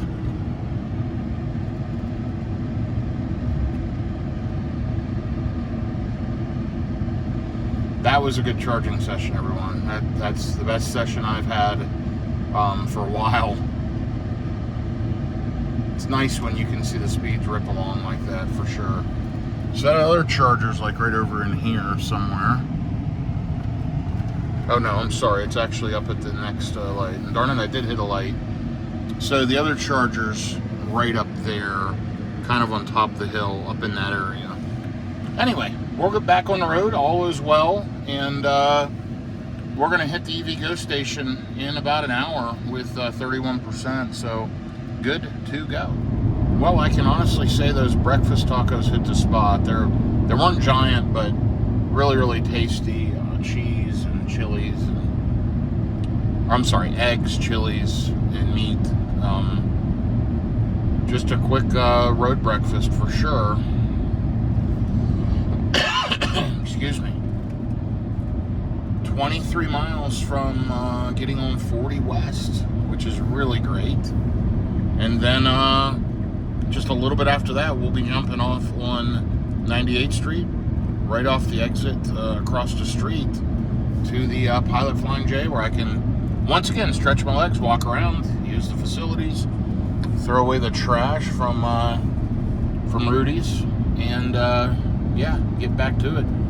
Amazing efficiency, 339 watt-hours per mile. Let's take a look at why. High altitude. I'm sure, and it must be elevation change, would be my guess. But it's pretty much flat. The roads are good. It's pretty straight, and we're getting unbelievably good efficiency. We have driven 436 miles on the way to Scottsdale, and still got a ways to go. I will keep you updated as we go. It is nice out. I've taken my coat off officially, put it in the back, and it's 69 degrees out, 10:04 a.m., 42% on the battery, and again, I'm arriving at 31%, tons of juice. Beautiful landscape around me. You can see those mountains out in the distance, and over there's a nice mountain as well. This is just such a cool drive today. Blessed to be able to do it. Okay, I'll be back with you shortly. So if I slowed down a little bit and build a little bit of buffer, I could head right to Milan. I'll arrive with 0. I need to stop. Honestly, I need to keep stretching my legs, walk around. I'm going to need to use the restroom. I just had breakfast. Excuse me. And it's only 15 minutes, so I'm just going to stop there quick, plug in, run in and use the facilities, and then I'll figure out, am I going to hit Milan, skip it, whatever. It's a 250. It's, you know, right off of the highway. It's a good stop. The only issue with it is on the other side of the road. So, oh no, I'm sorry. That's the EV Go. That's the only issue with that one. Milan is on the correct side of the road, so it's a really good stop. And you'll see it's got a few amenities right by it. going to try to the Marathon gas station. So I probably will hit that one. We're just really charger hopping today. I'm arriving a bit high to this stop. Now, obviously, if I'd have sat at the last station just a little bit longer, we would skip this EV Go stop. But I want to stop there. I want to see if it's any good. It's showing all 4 stalls available. We haven't had good luck lately. Let's check it out. Let's test it. So, you know, I want to do that. I want to get out, walk around. So that's by choice. 71 degrees out, by the way. So far, it's been a fun morning for me. I hope you've enjoyed following along. We're 453 miles into the trip, 425 watt-hours per mile. This leg's been very efficient, 375, even at highway speeds. So we've driven over 250 miles already this morning, and it's 10:17 a.m. So yeah, we still obviously have a ways to go today, but making good progress in my opinion. We are passing through Albuquerque, New Mexico. Last time I came through in a Cybertruck was back about a year ago. Yeah, a little over a year ago, a year and a couple of months. I think it was March of last year I drove through Albuquerque in the Cybertruck, and it was very, very polarizing then. And a Subaru in the far right lane over here, about this area, held their finger out and saluted me, which I thought was absolutely hilarious. I blew the horn and waved at them, said hello, smiled. I thought it was amazing. I mean, the fact that they have that much mind space over whatever vehicle I'm driving and that I'm in their mind space, that's really cool. Just ridiculous, but I thought it was pretty funny. Anyway, I am not seeing that so far on this trip, but you never know. It's early yet, so maybe I'll get flipped off here a little bit later. All right, well, nonetheless, let's ride along.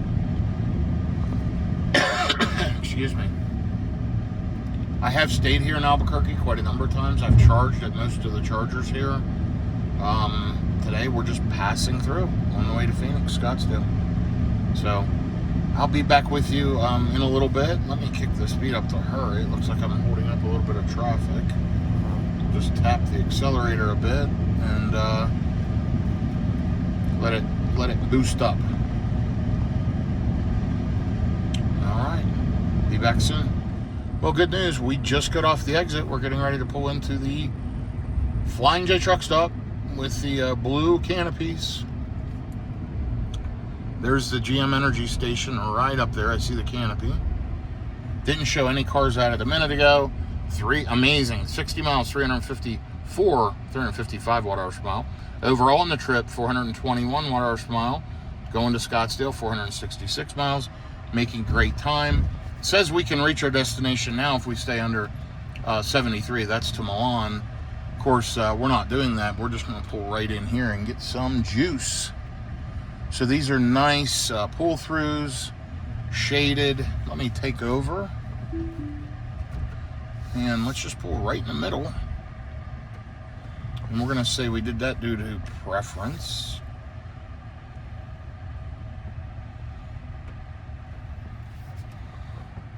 Well, that might have been a mistake. Let me turn around.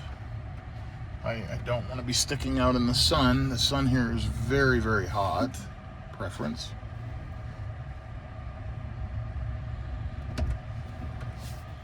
So we're going to plug right into this unit and pull forward so that we are in the shade. They do have windshield squeegees, which is great. Trash cans, all the perfect amenities that we need at a stop off. Let me go ahead and grab my EV base CCS 1 adapter. It's my CCS 1 to NACS. Get plugged in and let's see how it juices up. Right over here's the Flying J. Again, we're right off the exit. Let me go ahead and push the door shut. It says starting to charge. I just heard the cabinet clicking.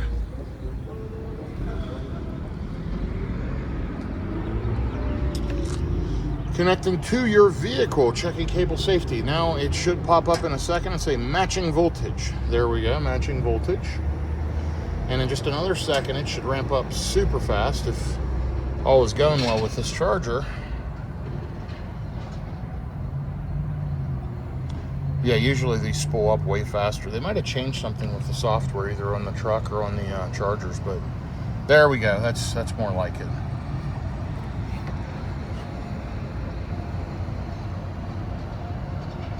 Okay, that's just fine. Right up to 200 kilowatts and holding, which is frankly about right at 32% state of charge. Already pulled in a kilowatt hour in 30 seconds, so let me go use the restroom, throw away my trash, wash up, and figure out where we go from here. So I just wanted to show a quick update. Still pulling 195 kilowatts, and we're at 40% state of charge. It's dropping slowly. 10 kilowatt hours, 11 kilowatt hours dispensed in 3.5 minutes. I just cleaned the windshield off. Now I'm going to go use the facilities, wash up, and we'll figure it out from here. Okay, here we go. GM Energy EV Go. Pilot Flying J. Used to say Ultium. Lots of branding. See, the truck is a mess. Dirty on the front, dirty on the bumpers, dirty on the running boards. Windshield's pretty clean. Just needs a wash. Let's see how we're doing. We just walked in, used the restroom, washed up, and we're at 49%, still pulling 150 kilowatts, basically. 22 kilowatt hours dispensed in 7 minutes. Not terrible, but let's go see what we need to do.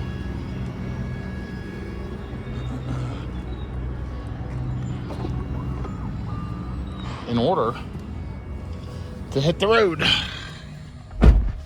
Okay. So we'll arrive to Milan with 19%. We've got plenty of juice to head there. So here's what we're going to do. We're going to end trip. We're going to plug in Scottsdale. So it wants me to make 2 more stops. One in Milan for 20 minutes, and then one in Holbrook for 20, and then we'll be there. Now I need to add in, there's one stop we want to hit, and it's in Iona. And I thought Gallup. Isn't that the one? Isn't that right along route?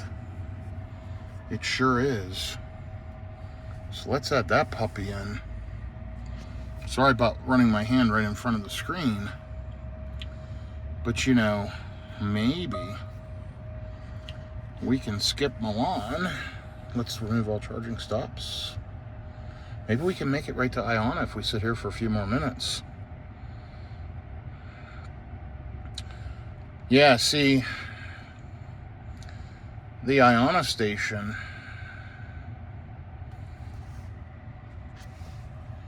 is only 132 miles. Now, let's check our options in and about that area. So, it's in, what do we call it, Gallup? Good, there's a Tesla bailout that I've charged at there quite a few times in Gallup.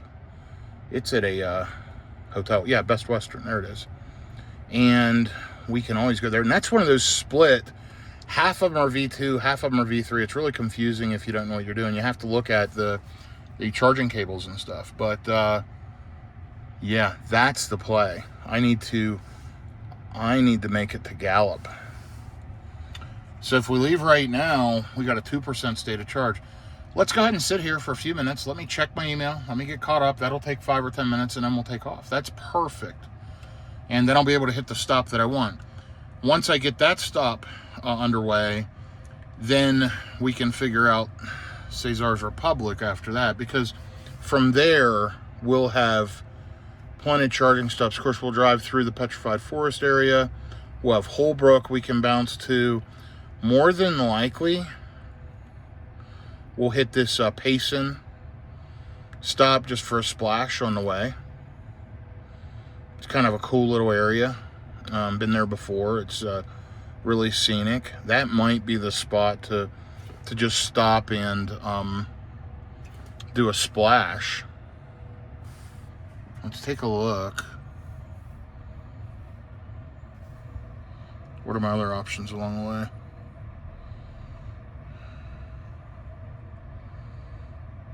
Really nothing, except like right in Scottsdale, right before the hotel, there's a 12 stall, nice one. So yeah, I think that's the move. I think if I can get a good couple hour leg on now, you know, I've just stretched my legs, I just walked around, I cleaned the windshield, I've had breakfast. That'll put me there at 12:30 at the Iona. We're right near a bailout option right here.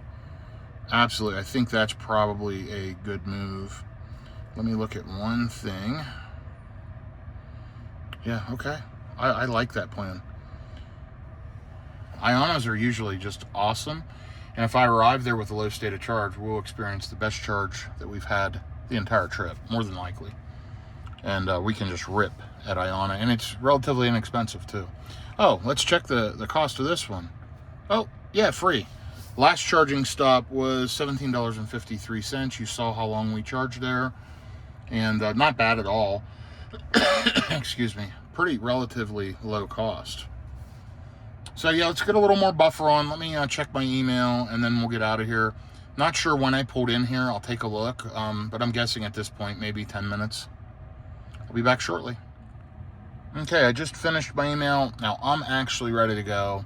I've been charging for almost exactly 15 minutes. Now, I want to get just a little bit more buffer. So now is actually the first time, honestly, in the last 2 road trips that I'm actually waiting on the car. Now, I could go, and I've got a 12% buffer. I'm just going to give it a little bit more because I'm running across the desert. It's fairly high speed. I don't know if I'm gaining elevation or not. You know, I've had great efficiency so far today, but you just never know. It's only 73 degrees right now, but it may heat up going out across the desert. And, you know, we're going to charge up in Gallup, New Mexico at an Iona, which is absolutely fantastic. I need to check that address against Iona's website, Maloney Avenue. So let me check that real quick, and then we're just going to unplug and hit the road. All right, it is time to roll. We've got tons and tons of juice, like a 15% buffer.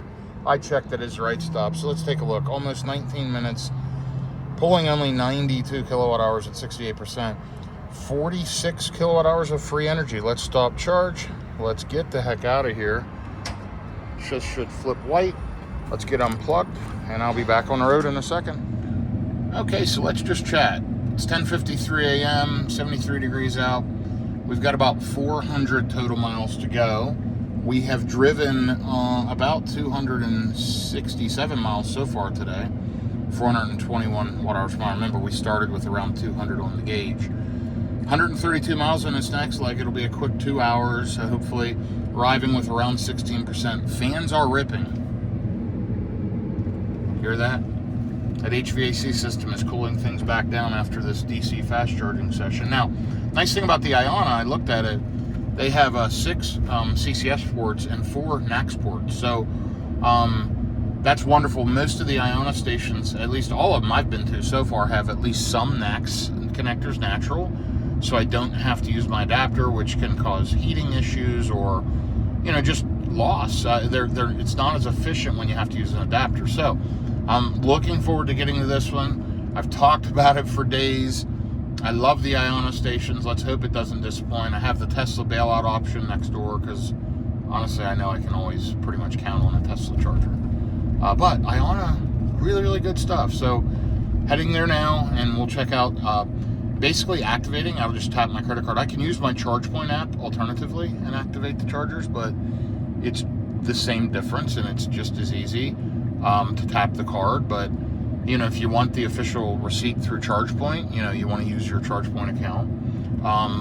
I don't have plug-in charge with the Tesla on Iona yet. I hope they have that in the future, but it's easy to activate. So we're going to go there. We're going to get plugged in. We're going to juice up. And again, a little under 2 hours we'll be there. So real quick leg. So I just want to show you what this looks like for miles. Straight ahead, look way out into the distance as far as I can see. Way out there. Way out there. That's at least a couple miles away. It's just wide open, straight and flat as we travel across the desert. Really, really interesting. I mean, it's beautiful to me. I guess everybody has their own preference. Some people would say it's very desolate. I think it's spectacular. It's amazing. Looks like we got a casino up here. Life is a highway, Route 66, newest slots, Route 66. Fuel up on food, Route 66. Is that the name of the casino?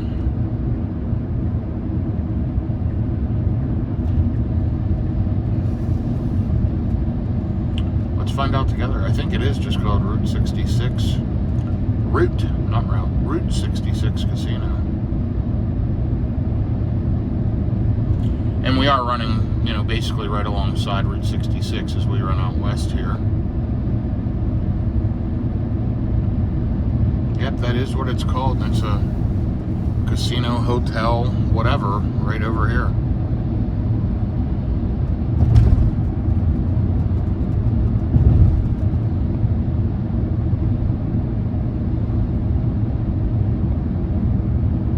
Yep, there it is, the Route 66 Casino. Interesting. Looks like there's a good number of cars there too. Pretty busy. Actually, that big lot's somewhat empty. Looked like there was a lot of cars, but I don't know. Anyway, off we go. 118 miles left, arriving with around 14%. Obviously, we're burning through some electrons here starting out. Battery's super hot. It's still cooling it down. 508 watt hours per mile. 13 miles traveled, so let's see how it levels out here as we go. Plenty of range to get there, 62% to go, 118 miles. We're good to go. Anyway, sit back, relax, enjoy the rest of the ride with me. I have to share with you, the views are getting pretty good through here. I mean, look at this.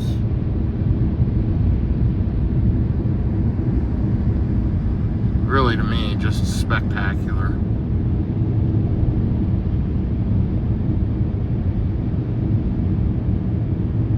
Anyway, let's give you a quick trip update. We are 29 minutes in, 34 miles, 495 watt hours per mile. It's starting to level out. And 500 miles into the Scottsdale trip from Denver, Colorado. 426 there overall, watt hours per mile. We've got under 100 miles to go, an hour and 22 minutes, arriving around 15%. So everything looks good, everything's spot on. You'll see we get off the exit and it's within like a half a mile of the exit. So super quick stop, hopefully. I can activate it either, like I mentioned, with my ChargePoint app, ChargePoint RFID card, or the credit card. I may grab my ChargePoint RFID card and just try that first. Last time I charged at Iona, I was in my Mercedes EQS in South Texas, and I used my American Express, just tapped, and it immediately started charging. But I've not tried it with a credit card yet, or I'm sorry, with an RFID card yet. So I think I should do that. Look at where I'm headed. This is cool.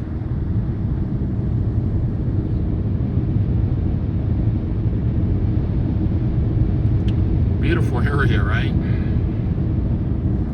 Anyway, so yeah, I think I'll, as we ride here over the next hour and 20 minutes, I think I'll get out of my center console my ChargePoint RFID card, and we'll go ahead and test that first, just to see if that works for future reference.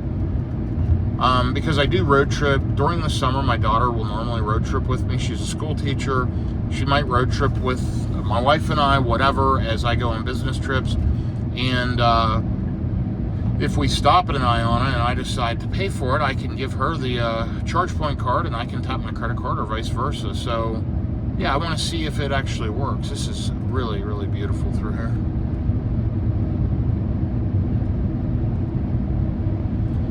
And they just cut the road right through the mountain.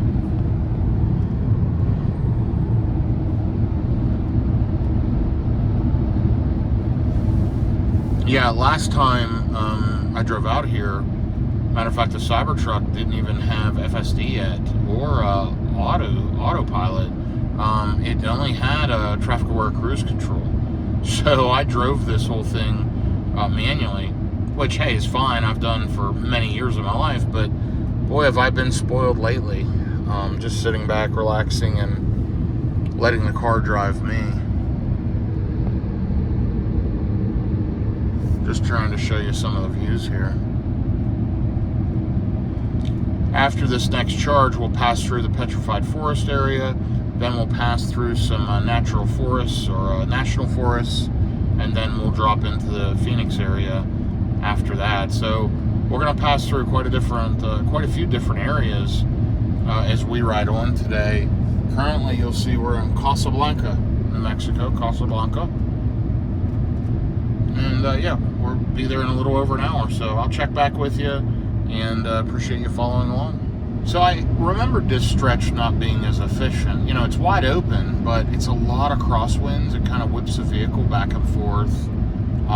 Really affects efficiency. The roads are a bit rough. You know, 512 watt-hours per mile. It dropped down my estimated state of charge upon arrival to 12%. But, you know, I've got plenty of buffer. That's just fine. And we are running at highway speeds. You know, I can dial that back. And certainly gain state of charge upon arrival, but we're just fine. We got plenty. We're a little under an hour out, and just, you know, really dealing with this truck traffic that they kind of ride beside themselves because their trucks are governed and takes them a while to pass. But I mean, it's fine. It less wind and more efficiency when we slow down. I see the truck was very courteous, saw me come up behind him, and went ahead and switched lanes. So that was very, very nice. So we'll do this. Thank you. Yeah, that was pretty nice of that truck. You couldn't see it, but I did wave and thank the driver. So anyway, yeah, we're just trucking along. 532 miles on the way to Scottsdale. So we're you know, about halfway, a little over halfway for today. Yeah, let me think about it. Yeah, a little over halfway. So that is great news. Be to the Iona charger here soon. Okay, so here's another trip update. Been driving an hour and 17 minutes, 98 miles, 521 watt-hours per mile. Wind is the issue. I just pulled up the energy graph, and of course, where is it here? 6.7 mile per hour wind from the northeast cost 0.7. When I pulled it up earlier, it showed it cost 2.7. The wind is literally whipping the vehicle all over the road. It's pretty bad. So I think it's worse than the Tesla's picking up on. Very interesting mountain structure right over here. It's almost like stair steps. Really interesting. Anyway, here's my view and my perspective as I ride along this long drive today. It is 12:11 p.m., 75 degrees. At my destination, Scottsdale, Arizona, it's 99 when I get there today, is what it's showing. Should be around 100 degrees for the next week. We're at 566 miles, 439 watt-hours per mile on the overall Scottsdale trip. We really, you know, it wants me to stop at the Iona. Of course, it wants me to stop at Gallup because it doesn't know I'm charging here. I don't know if you saw that or felt that, but it whipped the truck and I saw the steering wheel grab it and straighten out. That's how windy it is out here. It's absolutely crazy.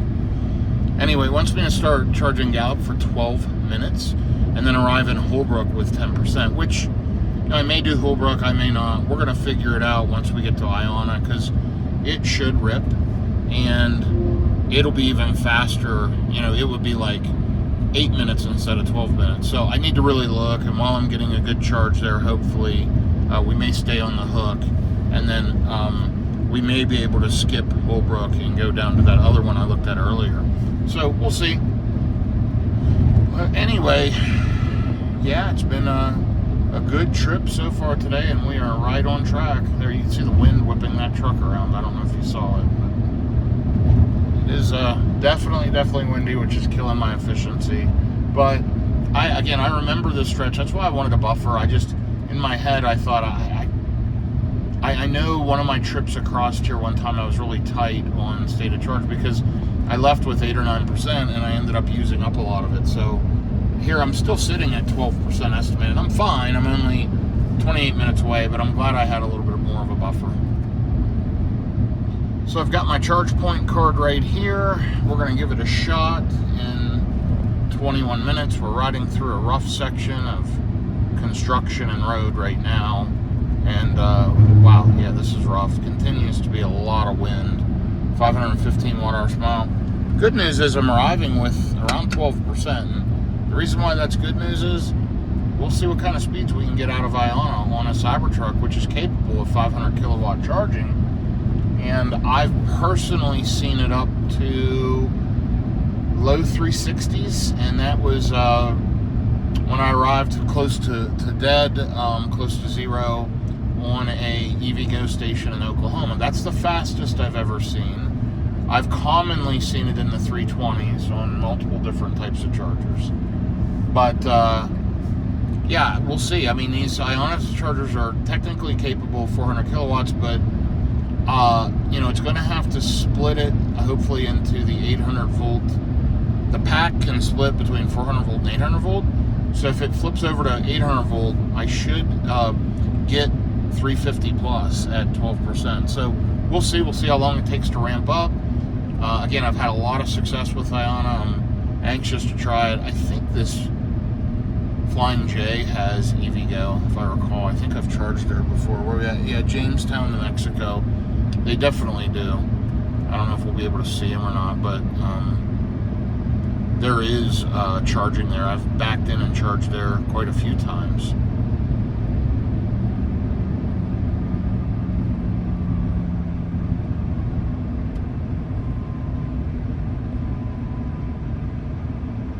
Yeah, there you can see the pilot.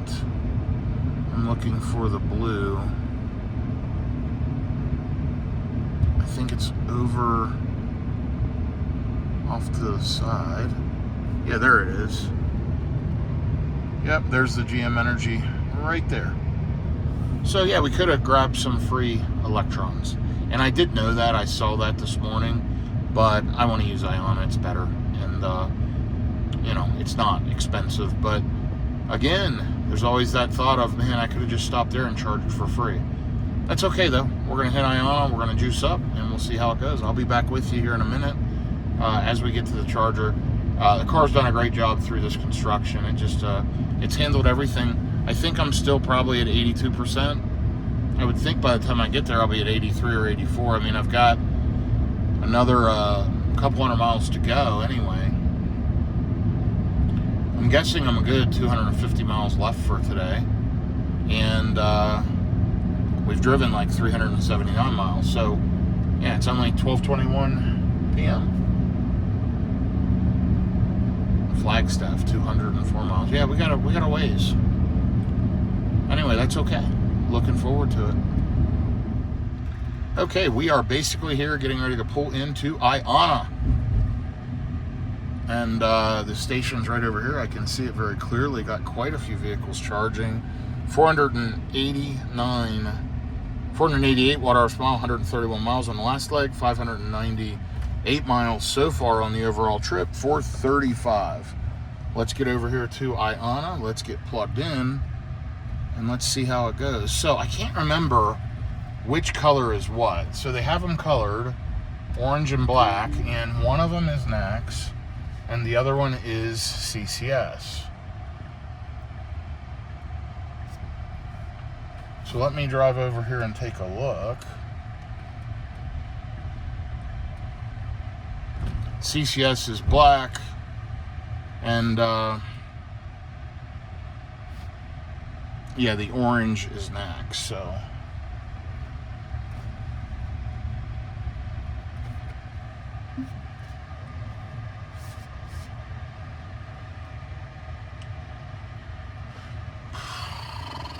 Okay, we're about right there. Let's go ahead and get this thing plugged in. Why did I intervene? Preference.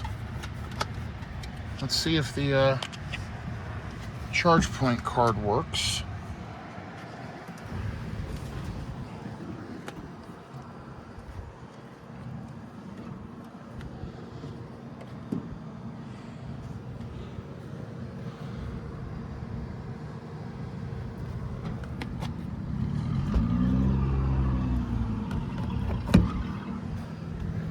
Okay, and there we are. Checking for plug and charge auto pay and pay by card. Let's try the charge point card. Okay, not supported. Let me tap my credit card. Hang on 1 second.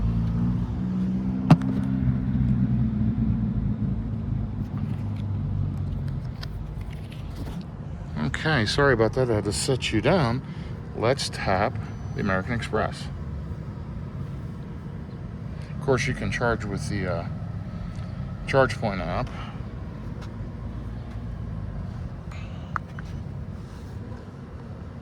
It says approved, thank you.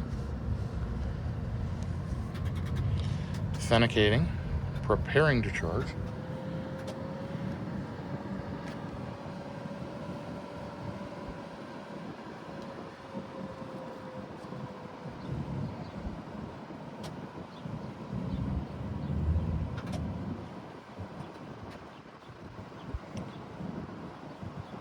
There we go. Look how fast these things ramp. I mean, these are awesome, these Alpatronic units. So much better than anything we've charged on. I mean, look at this. Right up to 400 kilowatts. Fastest I've ever seen on a Cybertruck. This is why I love Iona. Great job, Iona. So it was really cool seeing 400 kilowatts, but we're already down to 323. But listen, it's ripping. I mean, so fast compared to the alternatives. Already up to 20%. Obviously we can make Gallup. Let's just end trip. Let's add back in the hotel. Let's see if it understands that I'm charging. Nope, it's still showing Gallup. I'm gonna let it charge. I need to walk into Hobby Lobby, see if I can use the restroom there. If not, I need to find a restroom somewhere around this plaza, either at the Comfort Inn or whatever. Matter of fact, I'm just gonna walk over there, I think, to the Hampton Inn. And they're always clean. And until then, we'll see where the vehicle's at, and I'll look at what time I plugged in, and we'll go from there. I ended up walking into Hobby Lobby because the guy in one of the other vehicles had walked in there and was walking out from using the restroom. They were right inside the door. We're in a beautiful area. Right there's that Hobby Lobby. It's beautiful out here. Anyway, I'm gonna get back to the truck. We'll check the charging, and we'll figure out where we're gonna go from here. You can hear this thing absolutely screaming from that fast charging. Let's take a look at the stats and the charging curve. Okay, active sessions. Then max charging. Okay. So, been here 9 minutes and 47 seconds. So 10 minutes, 41 kilowatt hours. Not too bad. Charging at 166 at 45%. Let's look at charging detail, and that's the Tesla curve. It really needs to be higher up there. I am glad to see it was fairly steady across, which means it was properly preconditioned. And you can see it's definitely at the 800 volt architecture, pulling 214 amps. So yeah, doing a good job. Been charged from 12% to 45% in that 10 minutes. So not bad. Let's take a look in the car.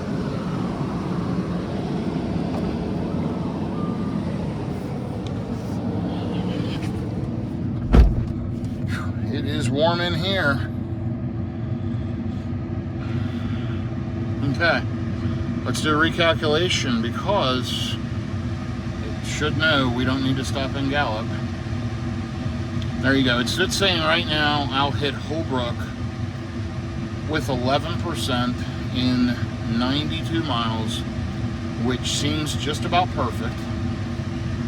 Holbrook is at that nasty Burger King. but it's fine. It has a restroom. I can get a cold drink or something if I want to. And yeah, it's got 12 250 kilowatt chargers. Now, this is another one that's a split charger.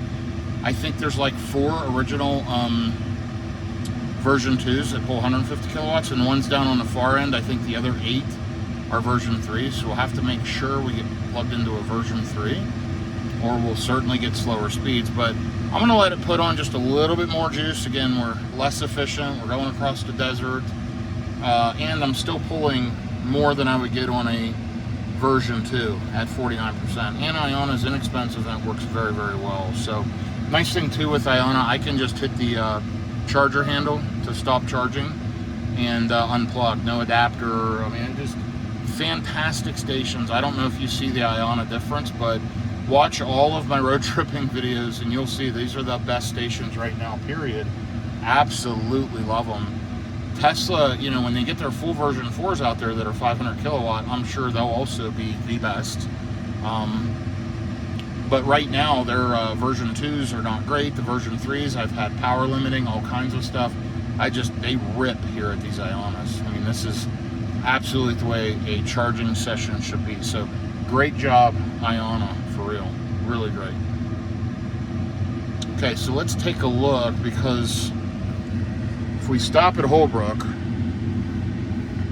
and then more than likely the best thing to do is hit Payson as well, because then I only have to be in Holbrook for a few minutes. I'm not going to sit in Payson 20. Again, we'll balance this, but I'm going to do something that looks like that. Let me check Chargeway between here and Scottsdale, see if there's anything else, and then we'll get out of here. We got plenty of charge, but we've only been here right now. We arrived at 12:42, so we've been here 13 minutes and we're already at 51%. Amazing. Okay, so here's what I found. Right before, in Payson, right before the Tesla charger, there's an Electrify America, like right here, that we can pop into to check out. It's got 2 350s, 2 150s. If a 350 is available, I'll pop into that and juice. If not, we can always pop over to Tesla. And, you know, we only need like 7 minutes there, 15 minutes there. I mean, this is going to be a quick one. I'm still pulling 133 kilowatts, but I'm going to check my email. I'm going to get unplugged and we're going to get on the road. We've only got about an hour and 17 minutes to go these 92 miles. So making good time, still on track. 272 miles left to go. I'll be back with you here shortly. So we've been here 17 minutes, went from 12% to 60%. Let's unplug and get the heck out of here. Enough is enough. Let's take one last look at the graph.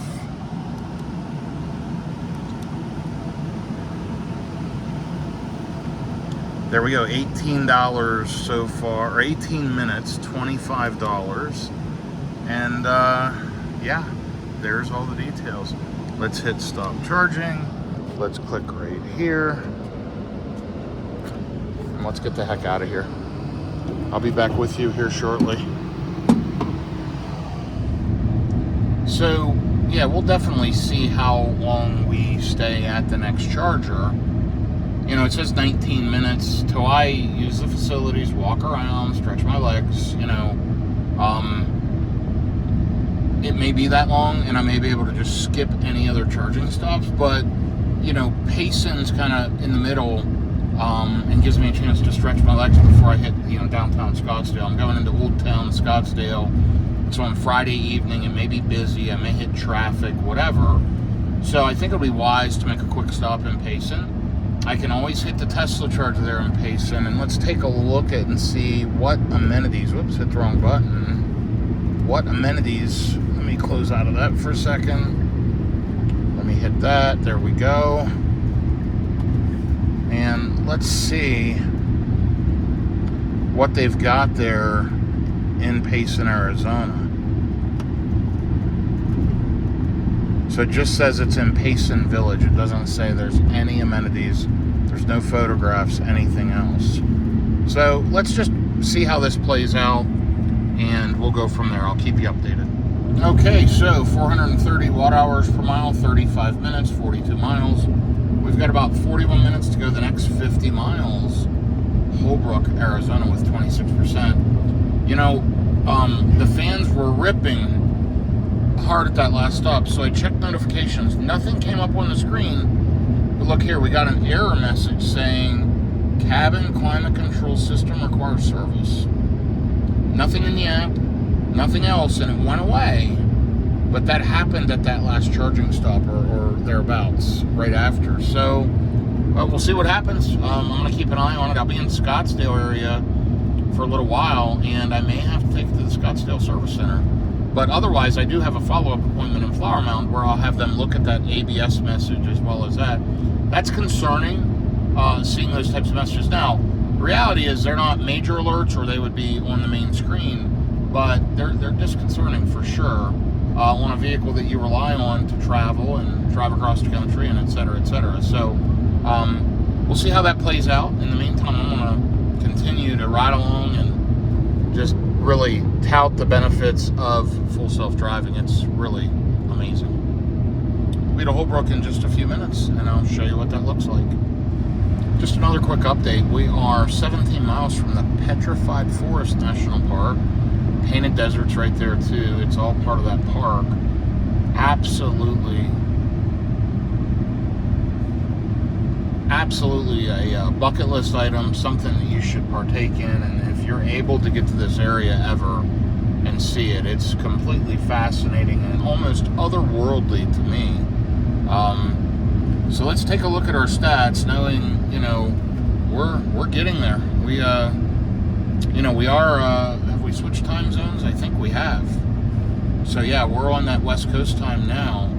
And so it's only, yes, we have. It's only 12:43. We're going to get to the hotel around 4:45, it says. Wants to charge for 17 minutes in Holbrook to make it all the way. And then we can do a quick splash at either that APS EVgo or the Tesla charger.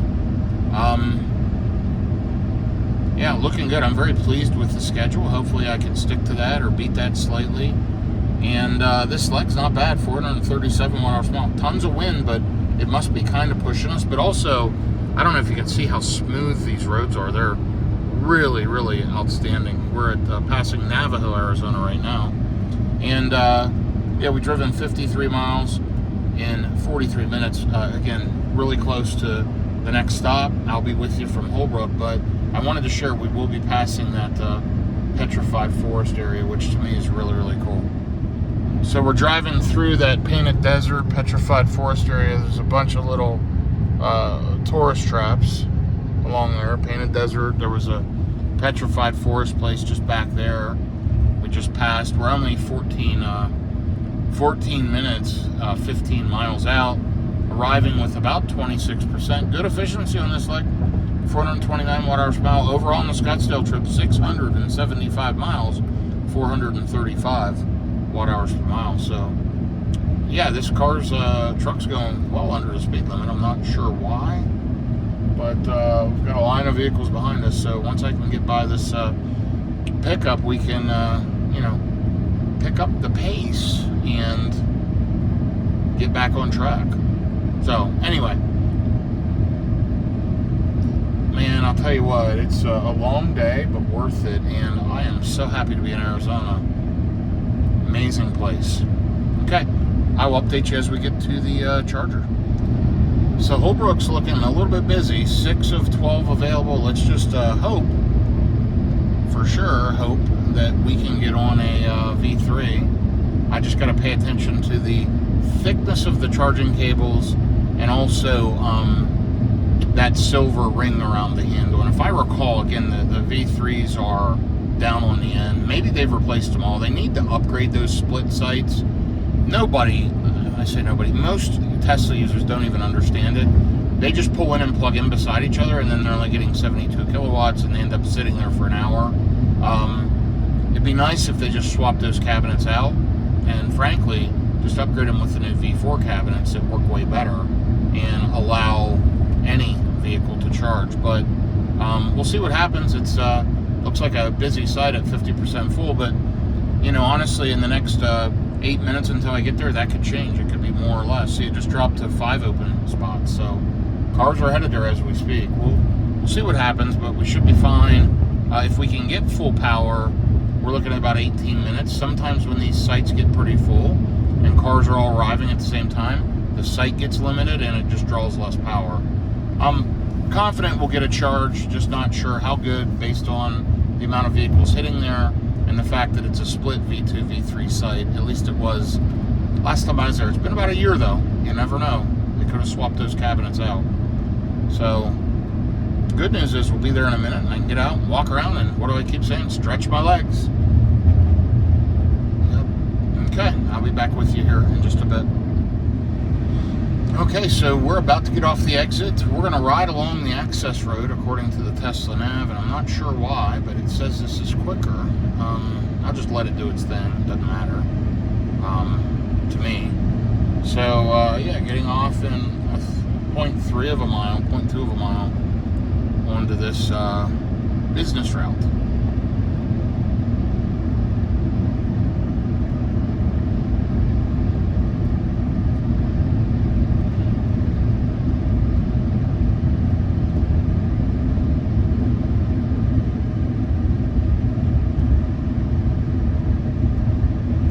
Now, normally I've always gotten off the next exit, but who knows?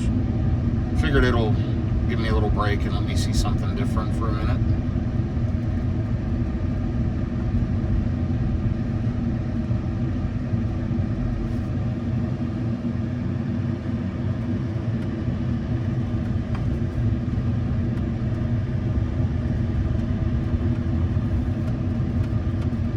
Let's kick back over to this view.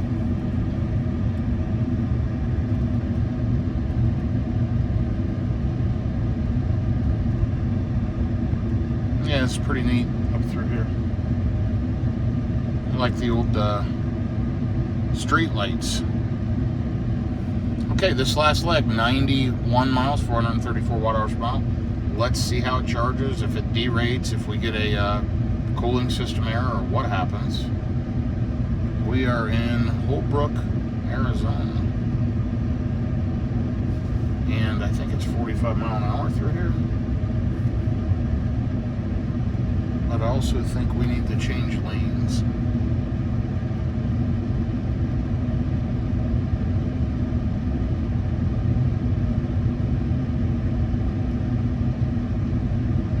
$85 degrees out, 1:14 p.m. West Coast time, Pacific time. Yeah, I remember driving down through here before. I've always thought this was very, very neat. I have driven this. Old Route 66.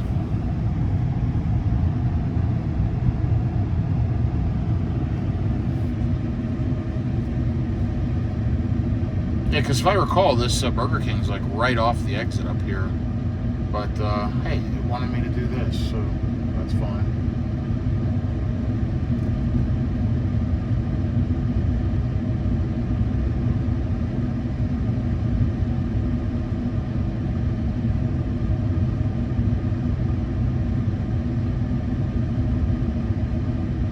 The Burger King sign.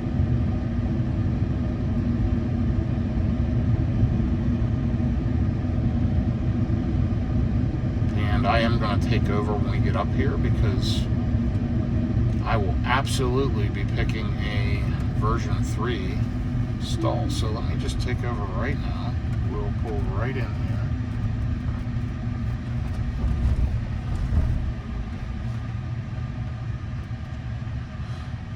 Let's see what we've got going on.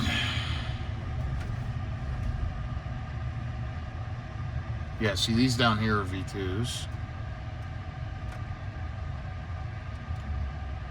Yeah, those are up to 150s. And we're gonna definitely be backing in right here.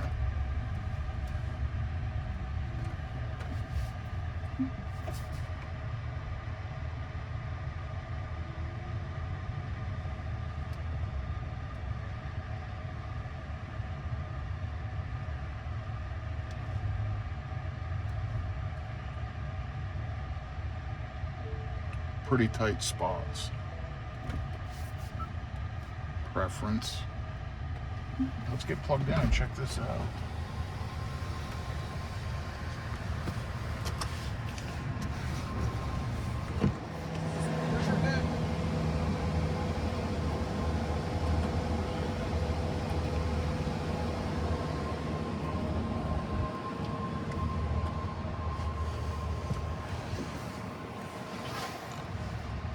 Okay, we're ramping up.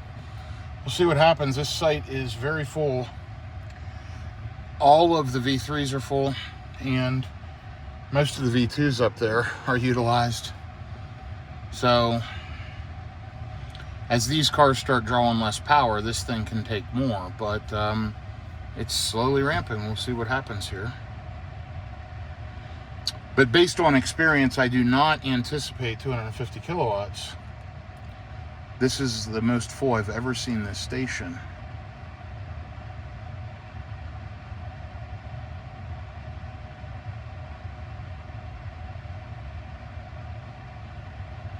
Yeah, that's pretty rough. 127 kilowatts, 128 kilowatts.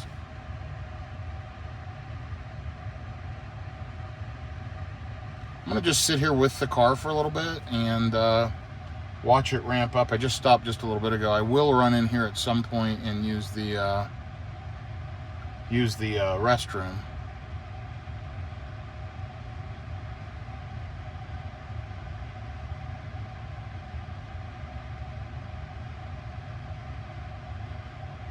And there it is, charging station limited to 130 kilowatts. It's an expensive one too. They're proud of it, 44 cents a kilowatt hour, middle of nowhere. But you see, as these other cars, it's station limited. It's just can't handle this much throughput. As other cars speeds slow down, this thing should pick up. So you see it just going up to 135. It'll slowly and steadily increase because it can handle more power. But yeah, not a great charging session for sure. So let's take a look at our next option.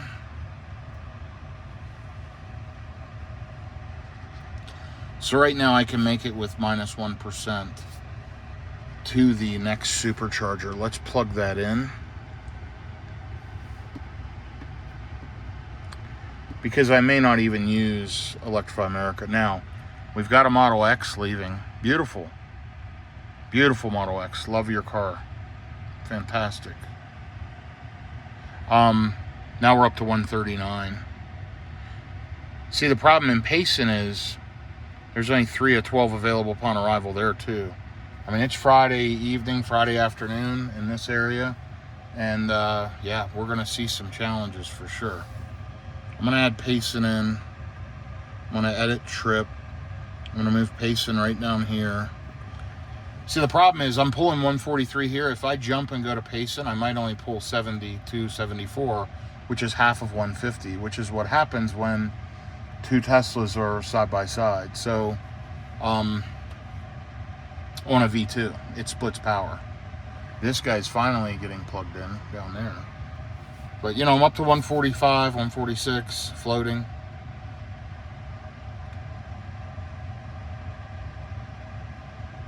Yeah, I'd say we're gonna have to leave it for a minute here. And what I need to do is edit trip, remove Payson, so that it tells me how much I need and how long I need to go all the way to Scottsdale. See, if I leave right now, minus 19%. But we are pulling 150. Now this guy down here at the end is getting ready to plug in. So that might taper me back.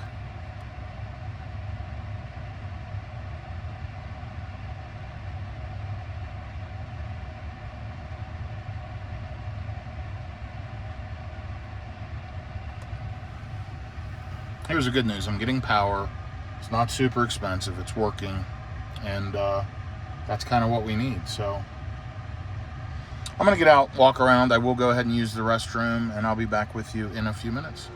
Here is the charging site. And that Burger King, by the way, one of the nastiest, dirtiest Burger Kings I've ever been in. I mean, it is rough.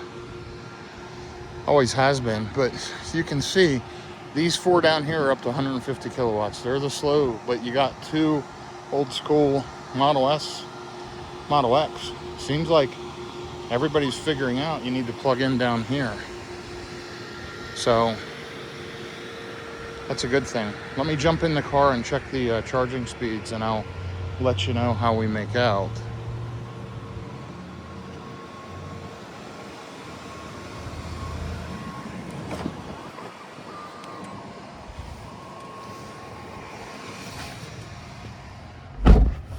Oh, so we're up to 180 kilowatts at at 41% and climbing.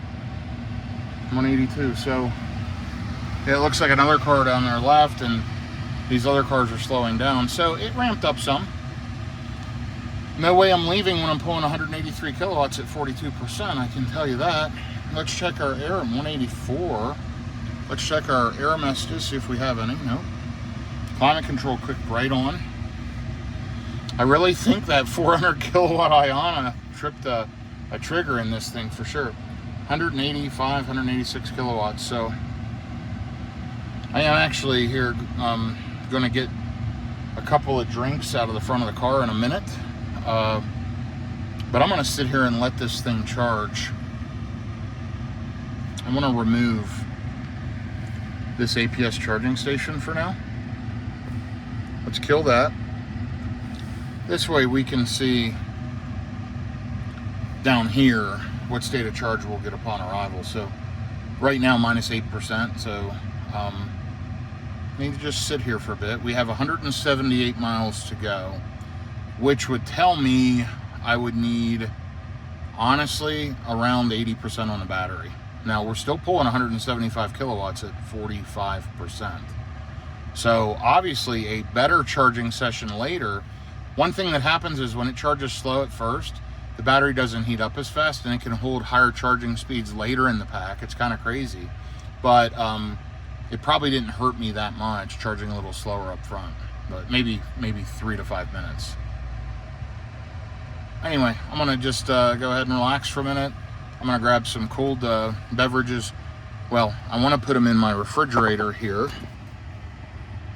But I want to grab a couple of waters and a couple of Powerades and stick in there to make it through the next leg, because I do not want to eat any more kind of fast food, junk food today. And I already had those tacos this morning, so that'll hold me over until I get to Scottsdale this evening for dinner. That's the plan. So I've got a couple little snacks in the car with me, and I'll just grab a couple of drinks and throw them in the fridge, and they'll get cooled down pretty quick. I am going to go ahead and pull this Powerade out of here for now. Boy, that's nice and icy cold. So what you have to do, I'm going to set the Powerade over here. What you have to do to make that work, the outlets. Sorry, I was fixing my cup holder thing. This darn plastic grommet around the cup holder in the Cybertruck is really not good quality. Let me show you what I'm talking about. This thing constantly pulls out of place. You can push it back in, it'll like kind of click in. Just a terrible design. I wonder if they've improved that in the newer builds. There, that's snapped in.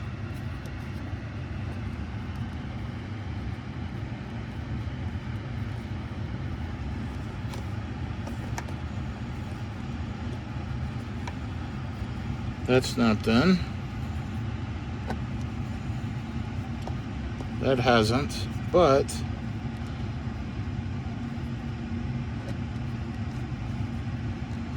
we're getting there. It's better, at least.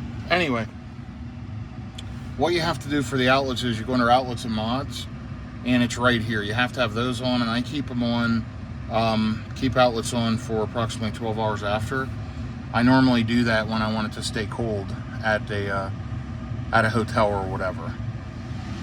So I just had a gentleman in a new Model Y Juniper sitting right there, the one that was beside me, talking to me and talking about charging and how far ahead China is and how fast the cars charge. And he's had a Tesla, his first Tesla in 2020, and his second one, you know, he just got the Juniper. And I told him I had stopped at an Iona and charged at 400 kilowatts. He goes, oh yeah, I get over 400 here all the time. My car's the new car. And I said, are you sure you're not looking at miles instead of kilowatts? He goes, no, I just got the miles thing shut off. And you know, he goes, the fastest I've ever seen, there was no cars here, and a guy pulled into that spot over there, and he was pulling 472. I said, wow, that's great. Guy has absolutely no idea what he's talking about. And that's the thing. I mean, he loves his car. He's super happy. It charges fast. He thinks he's charging at 400 and some kilowatts. It's unbelievable how uneducated people are. He has no idea what he's talking about. I tried to correct him. I said, listen, that car is capable of up to 250. As a matter of fact, this site can only charge up to 250 kilowatts. He goes, no, these are the super fast ones. They go way faster. I said, oh, okay, got it. Wasn't going to argue with him. It's not my job to educate him. But it was interesting hearing his perspective, and wow. Anyway, we're going to get out of here in just a minute. It shows we're going to arrive at Cesar's with 10%. I need to look and see how long I've been here. I'll bet I've been here 20 minutes. It's saying 20 more minutes to get to 80. I'm not going to sit there that long, but I do want to get more of a buffer because I've got quite a path to go. And yeah.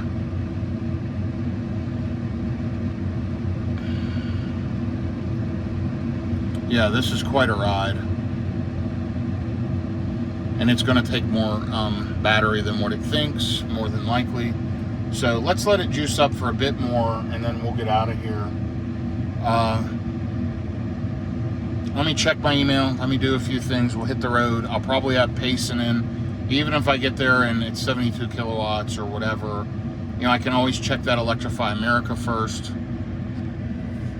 Let's go ahead and add in the EA charger. APS charging station, bam. Okay, added. Reorder the stops. Let's add the Tesla charger. I'm not going to do it that way. I'm going to do this.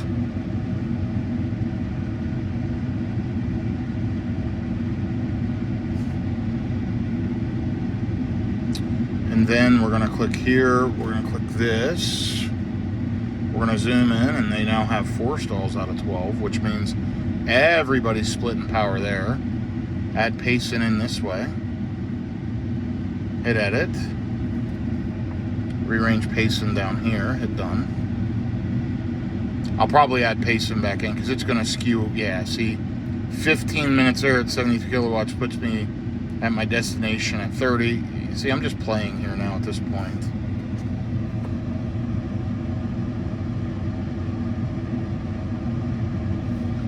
So it's showing 14% state of charge upon arrival at Cesar's in Scottsdale. I'm still pulling 103 kilowatts, faster than I would get in pacing. I need to go ahead and sit here. I need to bump my charging limit up and one-time charge to 100%. I'm not going to charge to 100, but I am going to get some juice in the pack. I'll be back with you here in just a little bit. Okay, I just finished email, man. I've been here a minute. I need to look, and I'll tell you how long here when I get unplugged, but I'm at 74%, still pulling 84 kilowatts. Not terrible. Arriving to Scottsdale with 23%, so I don't even need to stop and charge. The Electrify America right now is a good stopping point before I get into Scottsdale. So let me get unplugged, let me hit the road, and we'll talk about it as we drive. Okay, so we just finished charging in Holbrook. Now we're riding down through town. Been here and done this before. This is one of the fastest ways to Scottsdale from this area. And we need to get over in the right lane. So they got a trading post for rocks. Powwow trading post. They got a bunch of petrified wood. Kind of just a cool area. My thoughts were, what I was trying to say, 96 miles, I don't need a charge, but I don't know exactly where this EA is at. If it's at a good spot, it's right off the road. And if chargers are available, I may stop there, plug in, and just walk around, find a restroom, you know, take a break, because I just don't like to do 3 hours at a clip. I like to stop every couple hours. So this is a perfect split for me, so that I don't have to ride all the way to Scottsdale in one chunk. Now, I was there 27 minutes at that last stop. Reality was there was no wasted time. I used the restroom. I got some refreshments out of the front of the truck. I put them in the fridge so they're cooling down. I got one up here with me. I did a few emails. I replied to a few texts, and I unplugged and hit the road. Had I been in a gas car, I could have gone sooner. I could have gone sooner in this too. Reality is that was a fine stop for me after all day of driving. We're 700 miles almost today. You'll see 691 miles. And we're at 434 watt hours per mile overall, so not too bad. And we're going to get on the road and get down here to Payson and either hit the Tesla charger, hit the EA, or none of the above. And we'll kind of see how all of that works out. We'll see if somebody wants to let me over. They were going to, but then the car turned. So we got to jump over anyway. Big dinosaurs. Railroad tracks. It slowed down nicely for those. Now we're going to cross a fairly tight bridge with cones and everything.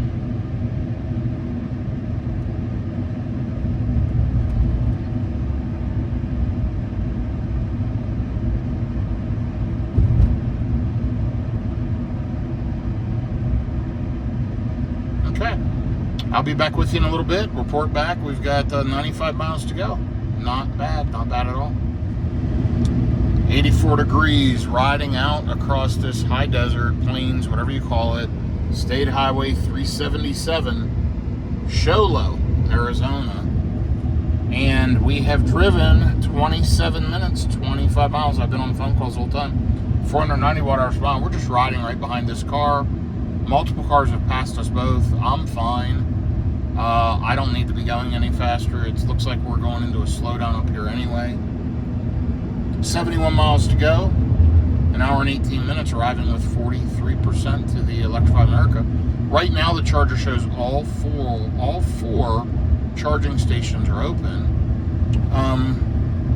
They sometimes are power limited, but honestly, with EA, as long as you can get it activated, they should pull close to the rated amounts, the 150 and the 350. Now, obviously, I'm pulling in with a high state of charge, but you know, I feel like that'll be a better solution than the Tesla charger, but we'll navigate that as we get closer. Okay, I'll be back with you here in a bit. We're riding through a construction zone. So we sat completely stopped for about 5 minutes going into this construction zone. They have one-way traffic only, actual traffic lights with arms that open up to allow cars to go. And it seems like they hold 5 to 10 minutes worth of cars, then let them go, and then do the same. And I pulled up maybe fifth in line, and I have a massive line of cars behind me as well. But we're passing through it now. We're 69 miles out and arriving around 3:35. That shows us getting to Scottsdale. Let's take a look at 5:01. So we're still on track. I was hoping to hit there around 4:30 or so. Just the later I hit there, the busier it's going to be, but that's okay. We're going to play it by ear. We're going to keep riding. I feel pretty good. Driven 518 miles so far today. And I'm just looking. It's about another hour and a half to the hotel if I stop here. And again, if I stop at APS or Tesla, that's a gut call. It depends how I feel. I probably will, depending on the amenities at those stops. And, you know, again, I've been in the car all day. It's nice to get out and walk around every hour and a half, 2 hours. So, yeah, you can see it at a time. I bet that was close to 10 minutes I was stopped. But 36 minutes, 27 miles, and 492 watt-hours per mile. We are well on the way to Scottsdale.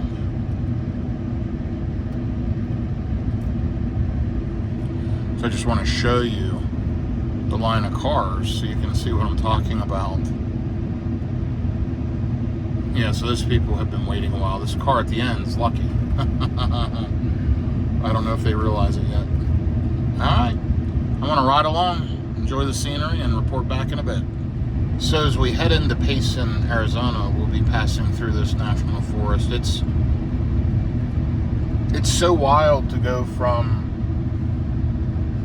complete desert in Phoenix, Scottsdale, up to, you know, real green and lush, and you'll see here as we get to Payson, you know, I have no cell service up through here. This is where, you know, Starlink Mini mounted to the roof of the Cybertruck would help. I actually have a Starlink Mini, but I'm using it for something else right now for business. But anyway, it's 2:32 p.m., 82 degrees out. It's cooling down. I'm at pretty high elevation. And we've got 58% on the battery. We are arriving with around 40% of these chargers. It's showing my estimate arriving to Scottsdale now around 13%. High consumption, 498 watt-hours per mile. Just this section of road's just rough, and I've been climbing, and so hopefully that will improve. Of course, it's been cooling the battery down since the last stop as well. Anyway, more details to follow as we get closer here to Scottsdale, Arizona. Looking forward to wrapping this day up, having a nice cold refreshment, getting some good dinner, of course getting checked in the room. It's going to be great. Okay. By the way, I think I might go by the Rivian studio, see if I can't check out or sit in an R2 in Scottsdale. I don't know if they have one there, but I have one ordered. I can take delivery here in the next couple months. I need to sit in one and see if I even like it. I won't buy a car unless I can sit in it or have sat in it previously.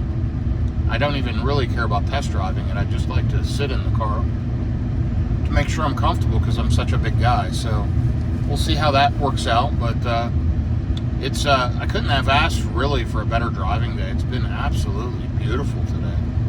Really spectacular weather, which has really, really helped. That wasn't the case on my road trip. If you watched this previous road trip, part one of this kind of video series, there's 3 videos. The first video was from the Dallas-Fort Worth area to Denver, and I basically went through a little bit of a blizzard there at the night, and now it's just been beautiful weather all day. So it's crazy how that can change so quickly. But anyway, we're going to ride along. Stay with me. See what I mean? Totally different atmosphere, totally different part of the country. I mean, you're up in pine trees, the evergreen, whatever you call them, camping, RV parks. We passed a bunch of stuff a minute ago. Obviously some junk coming through this area, but yeah, it's just a completely different feel. And I don't think most people in other parts of the country would understand that Arizona has areas like this. It's such an incredible state and different climates throughout. I mean, here we are at 82 degrees. It's 100 degrees down on the desert floor in Phoenix and Scottsdale right now.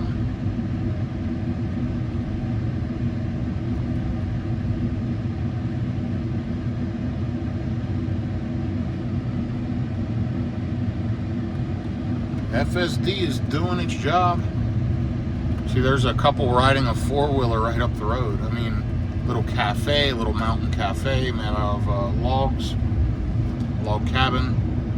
See, this feels like a resort town up in the hills. I'm guessing people from Phoenix and Scottsdale area come up here for a little weekend R&R. That would be my guess. Because what are we, a little over 2 hours from Scottsdale? Let's take a look. Yeah, it's 2:30 arriving. Yeah, 2.5 hours, 2 hours and 20 minutes, depending on where you're coming from. So this is probably a little weekend getaway for a lot of folks to get out of that hot desert heat, come up here into the mountains. Pretty neat though, if you ask me, just seeing the different landscapes. See, I mean, look at these businesses over here, and there was a lavender farm.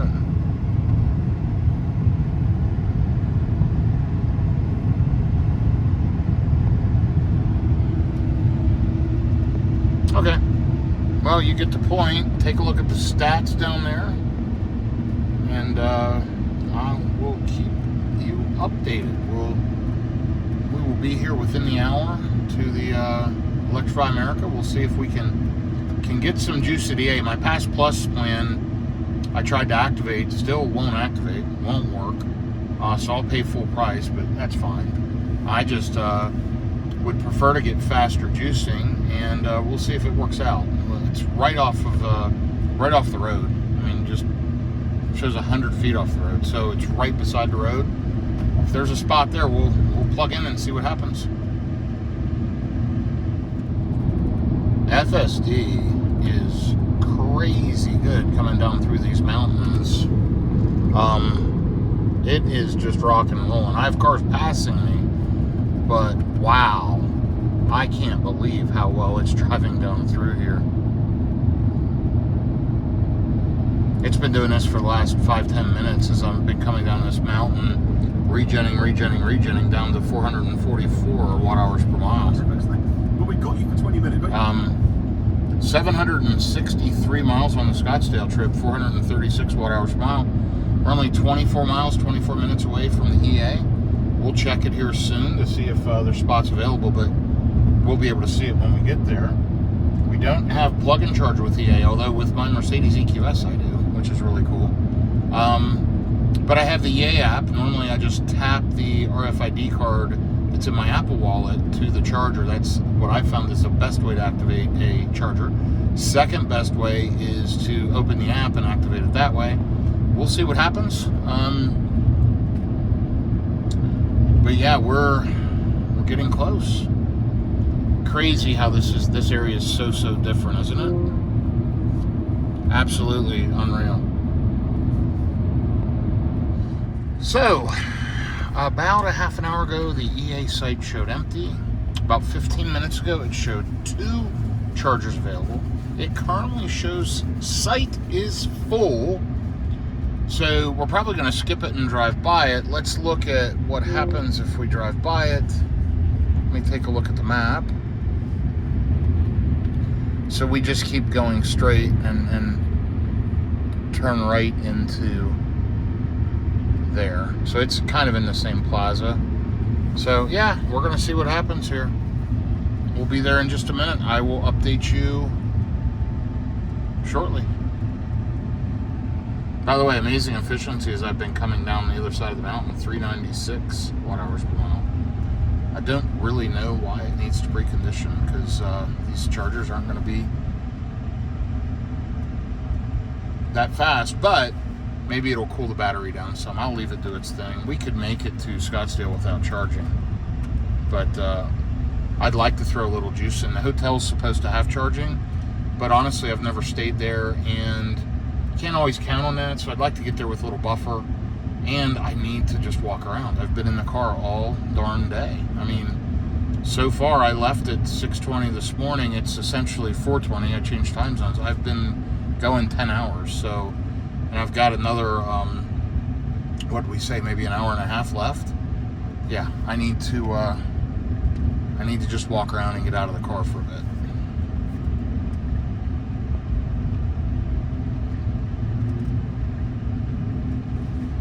That's interesting.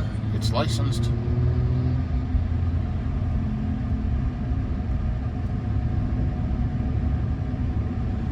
Payson is like a different world from the rest of, I don't know, Phoenix, Scottsdale, that whole area. So, yeah, it's almost exactly an hour and a half down the road.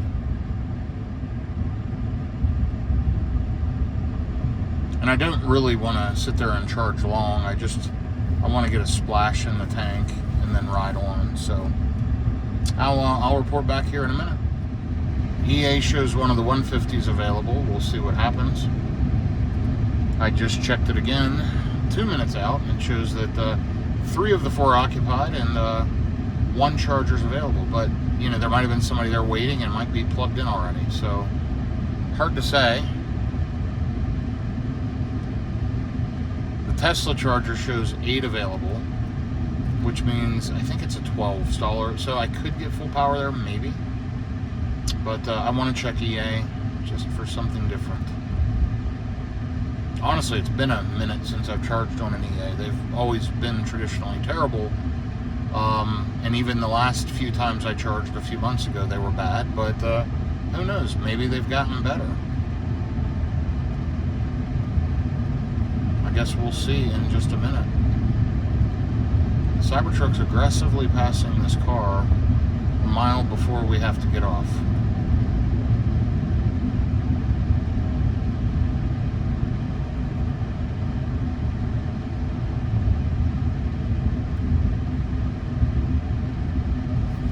We're going to go ahead and dial the speed profile back to standard.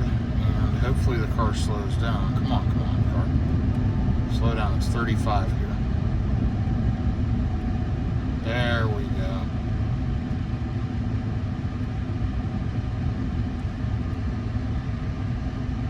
That's the trick, by the way. Just use the scroll wheel and adjust the profiles up here to slow it down. That's about the easiest thing to do.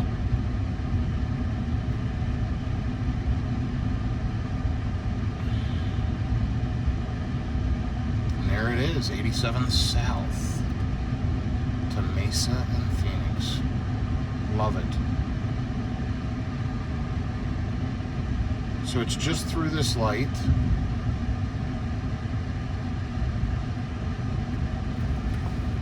I'm going to speed up just a bit.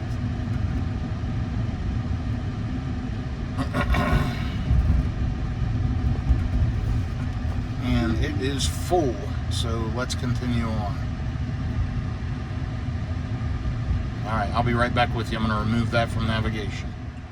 Yeah, the EA charger was full. I've charged here quite a few times. Matter of fact, my wife and I've had Subway sandwiches from here a few times as well. So we're going to pull down here on the end so that we're not power sharing.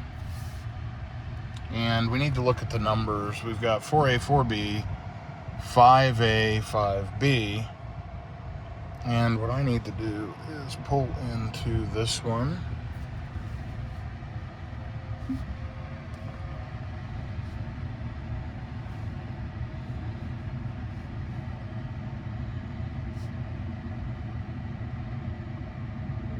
I'm back. Okay, that should be good. Let's see if we can get plugged in here and see what kind of speeds we get.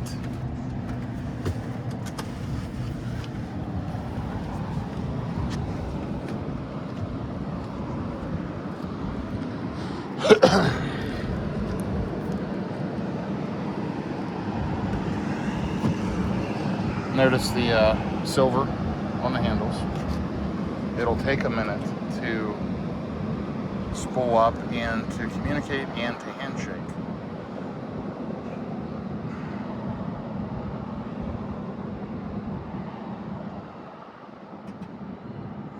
Okay, and we're charging. Yeah, I've charged my previous Model X, Model Y. Charged quite a few vehicles here. Never charged a Cybertruck here. But I am going to run into that Subway and get a cold refreshment, that's for sure. Let's just see what kind of speeds we get. Popping right up to speed, 143 kilowatts. And it might jump a bit. There's 144. So we'll arrive with 16% till I run in. Charging rate limited by station. Expensive one, 50 cents a kilowatt hour up here in the middle of nowhere. And till I run in, use the restroom, come out, we'll have plenty of buffer and we'll take off. I'll be back with you here shortly.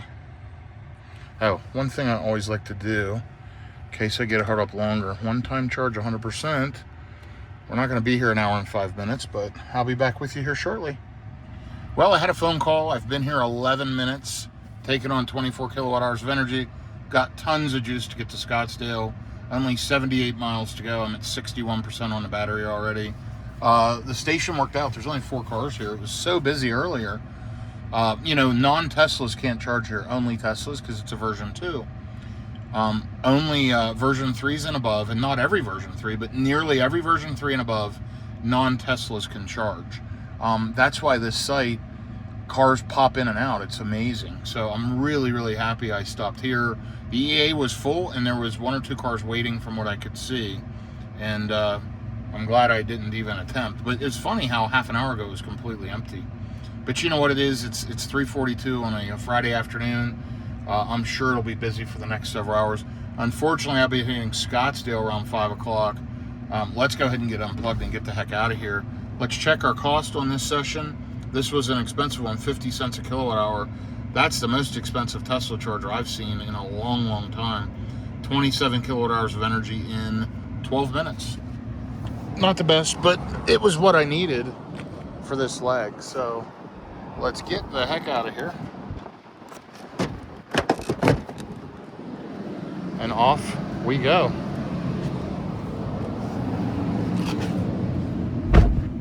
Okay, we are en route. It actually updated to 81 miles, which is strange. But we're just waiting on traffic here so we can take off. You can hear the fan dripping, cooling the battery down after that big charging event.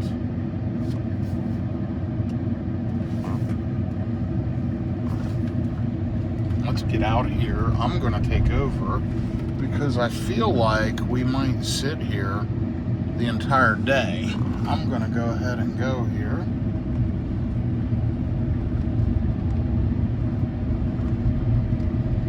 And there we go. Preference. Yeah, that would have been bad sitting there for another light. Let's put self-driving on. Let's turn off Mad Max.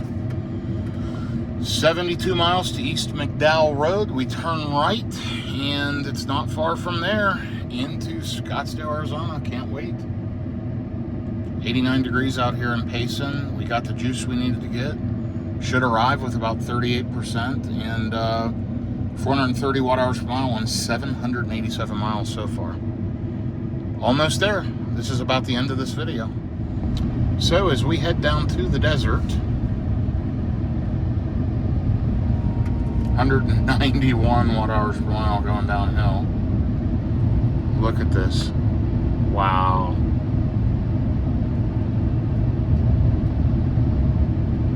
We got quite a ways to go yet. 73 miles. 37% state of charge upon arrival estimation. And look at my efficiency. It's getting better and better and better. Losing elevation going into the desert. Absolutely love it. Really, really wild. If you've never driven across the country, you just see so many things. And I think many people fail to just fully appreciate that like I do. Now we're starting to see cacti on the side of the road. As we get closer to Phoenix, Scottsdale, we'll see the saguaro cactuses, the big tall ones. But yeah, we're almost there. 112 watt-hours per mile. I remember doing this drive in my Model X and one of my Model Ys. Just so cool. Look at this.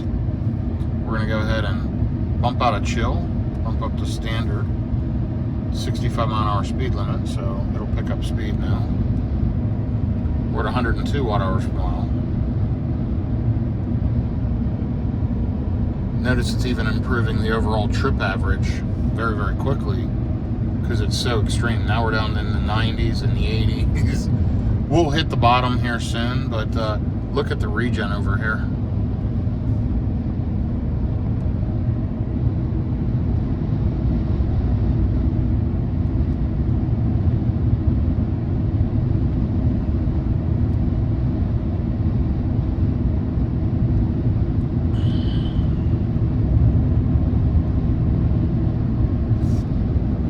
.68 watt-hours per mile for 9.5 miles. I'd say that's pretty amazing.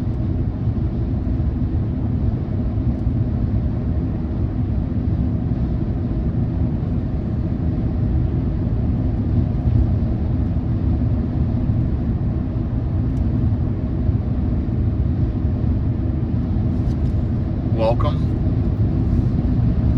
to the desert.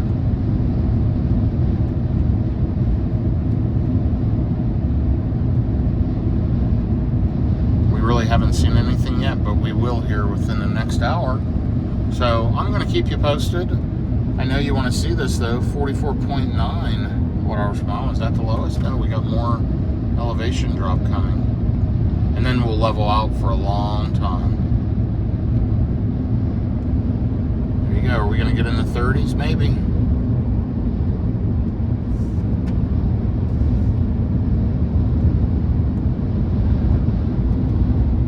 There you go. 36.9 watt-hours per mile. Can't beat that. Brought the overall average down below the lifetime of the truck. So overall in this Scottsdale trip, almost 800 miles, 424 watt-hours per mile. That's pretty cool. Now we're down to 31 watt-hours. And now we're kind of leveling out. There's still a little bit of elevation drop for a while. So we might hit in the 20s. At some point, it can go negative, depending on where you started out. If you start out at the top of a hill and and you go down, you actually be in the negative watt-hours per mile. You actually created energy.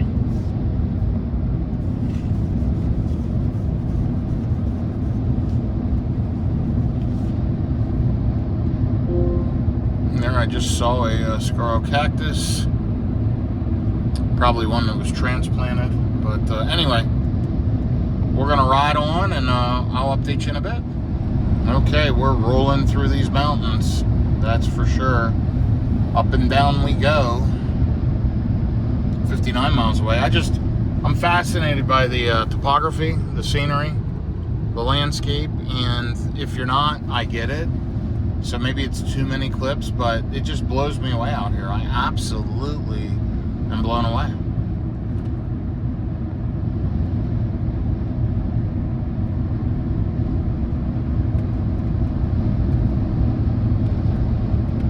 So let's take a look here. 58 miles to go, right? 38% estimated. But if we had 58 miles, we'll call it, 60 miles. That means we'll have 870 miles on our Scottsdale trip. And that's this video. So this is an 870 mile video. I departed Denver yesterday, around 4 p.m. Sat in traffic for over an hour. Got to the hotel late last night. Took off this morning and have already driven today 610 miles. With 60 miles to go, so that's about a 700 mile day. And when I get there, it will have been right at the 12-hour mark. So not a short day, but honestly, regardless of what I'm driving, I have to stop every couple hours and walk around and all that. That's just the way I am now. I'm in my early 50s, and I've got to stretch and walk around, and it is what it is, and I'm okay with that. I like driving the electric vehicles because it kind of forces me to plan, and it allows me those opportunities to walk around and stretch my legs and take breaks every couple hours, which I think is really, really healthy and good for you. But yeah, this is just wild.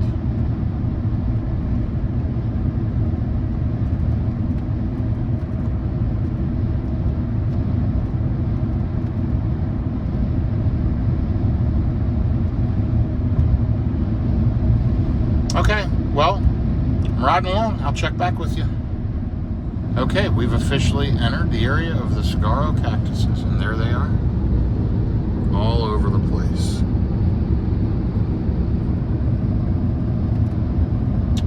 Absolute middle of nowhere, poor cell coverage, but really close to somewhere. We're almost there. Getting excited. 94 degrees out, 4:24 p.m. And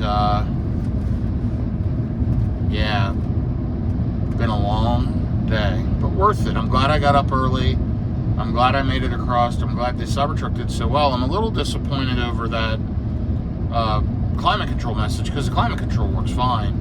I mean, clearly that charger caused this thing to freak out a little bit, but man, that's the best charging performance I've seen out of a Tesla ever, even though it was a short session. So I don't know, we'll have service check it. I sent a message with a picture of that, those alerts. They can see them as well, but I timestamp them, take a picture, upload it to the service ticket, and I just said, hey, do I need to take this in Scottsdale?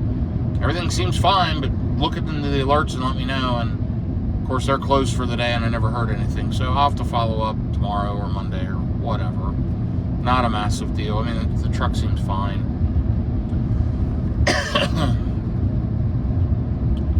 So, yep, I will show you as we're getting there. In the meantime, this is breathtakingly beautiful, and I do want you to ride along as we head up this hill, up this mountain, and we'll see what the view looks like coming off the other side of it together. 423 watt-hours per mile. This last leg, ultra efficient, under 300 watt-hours per mile.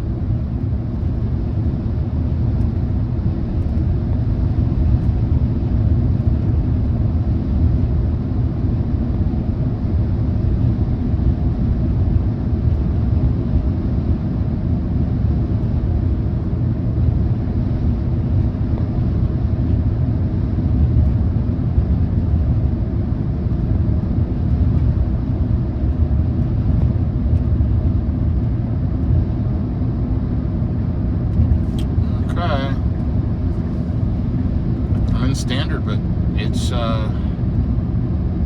changing lanes and moving on. Nice looking Model 3 there.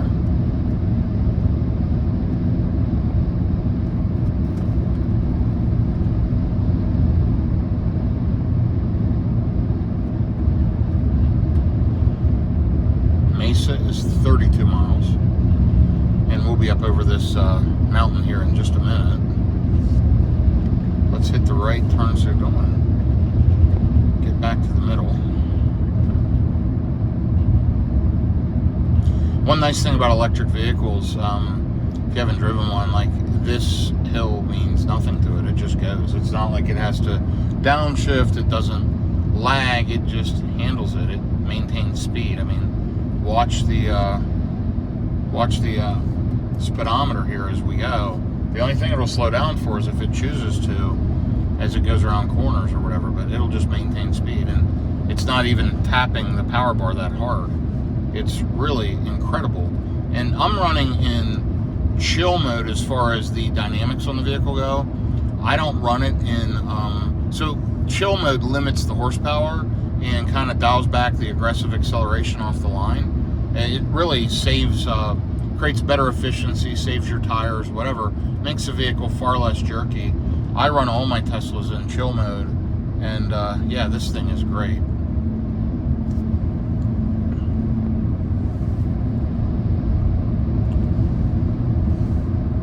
We'll crest the hill and then I'll return that call.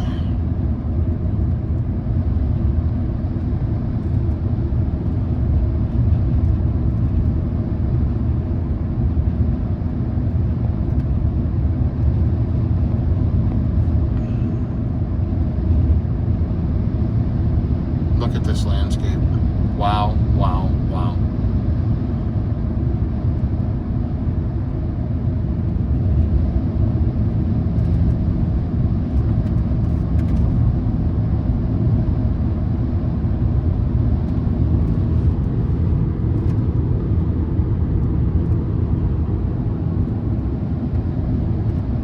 All right, I will update you here as we get to the hotel.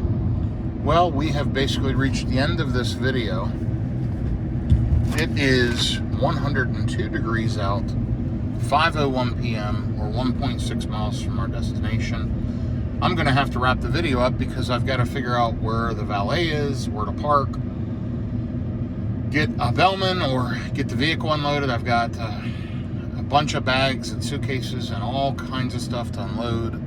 And yeah, so this last leg, super efficient, 79 miles, 345 watt-hours per mile. Overall, Scottsdale trip,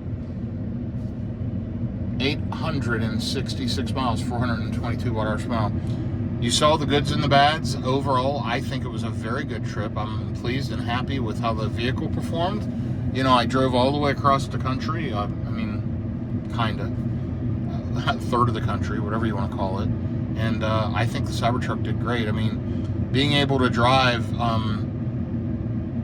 you know, almost 700 miles in one day in an electric vehicle, I think most people would tell you it's not possible. It is. Had this been 100% full this morning, it would have cut out at least one charging stop.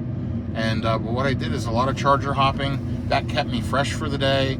You know, honestly, with FSD driving me, even through Scottsdale, I don't feel exhausted or terrible pulling in here to the hotel. I'm ready to go. So I love that. Super happy, and yeah, just looking forward to getting here. So have a good day. Be safe out there. Thanks for following along. The next video after this will be the third one, driving back from Scottsdale, Arizona to the Dallas-Fort Worth area. So watch for that video coming soon. Be safe out there. Take care.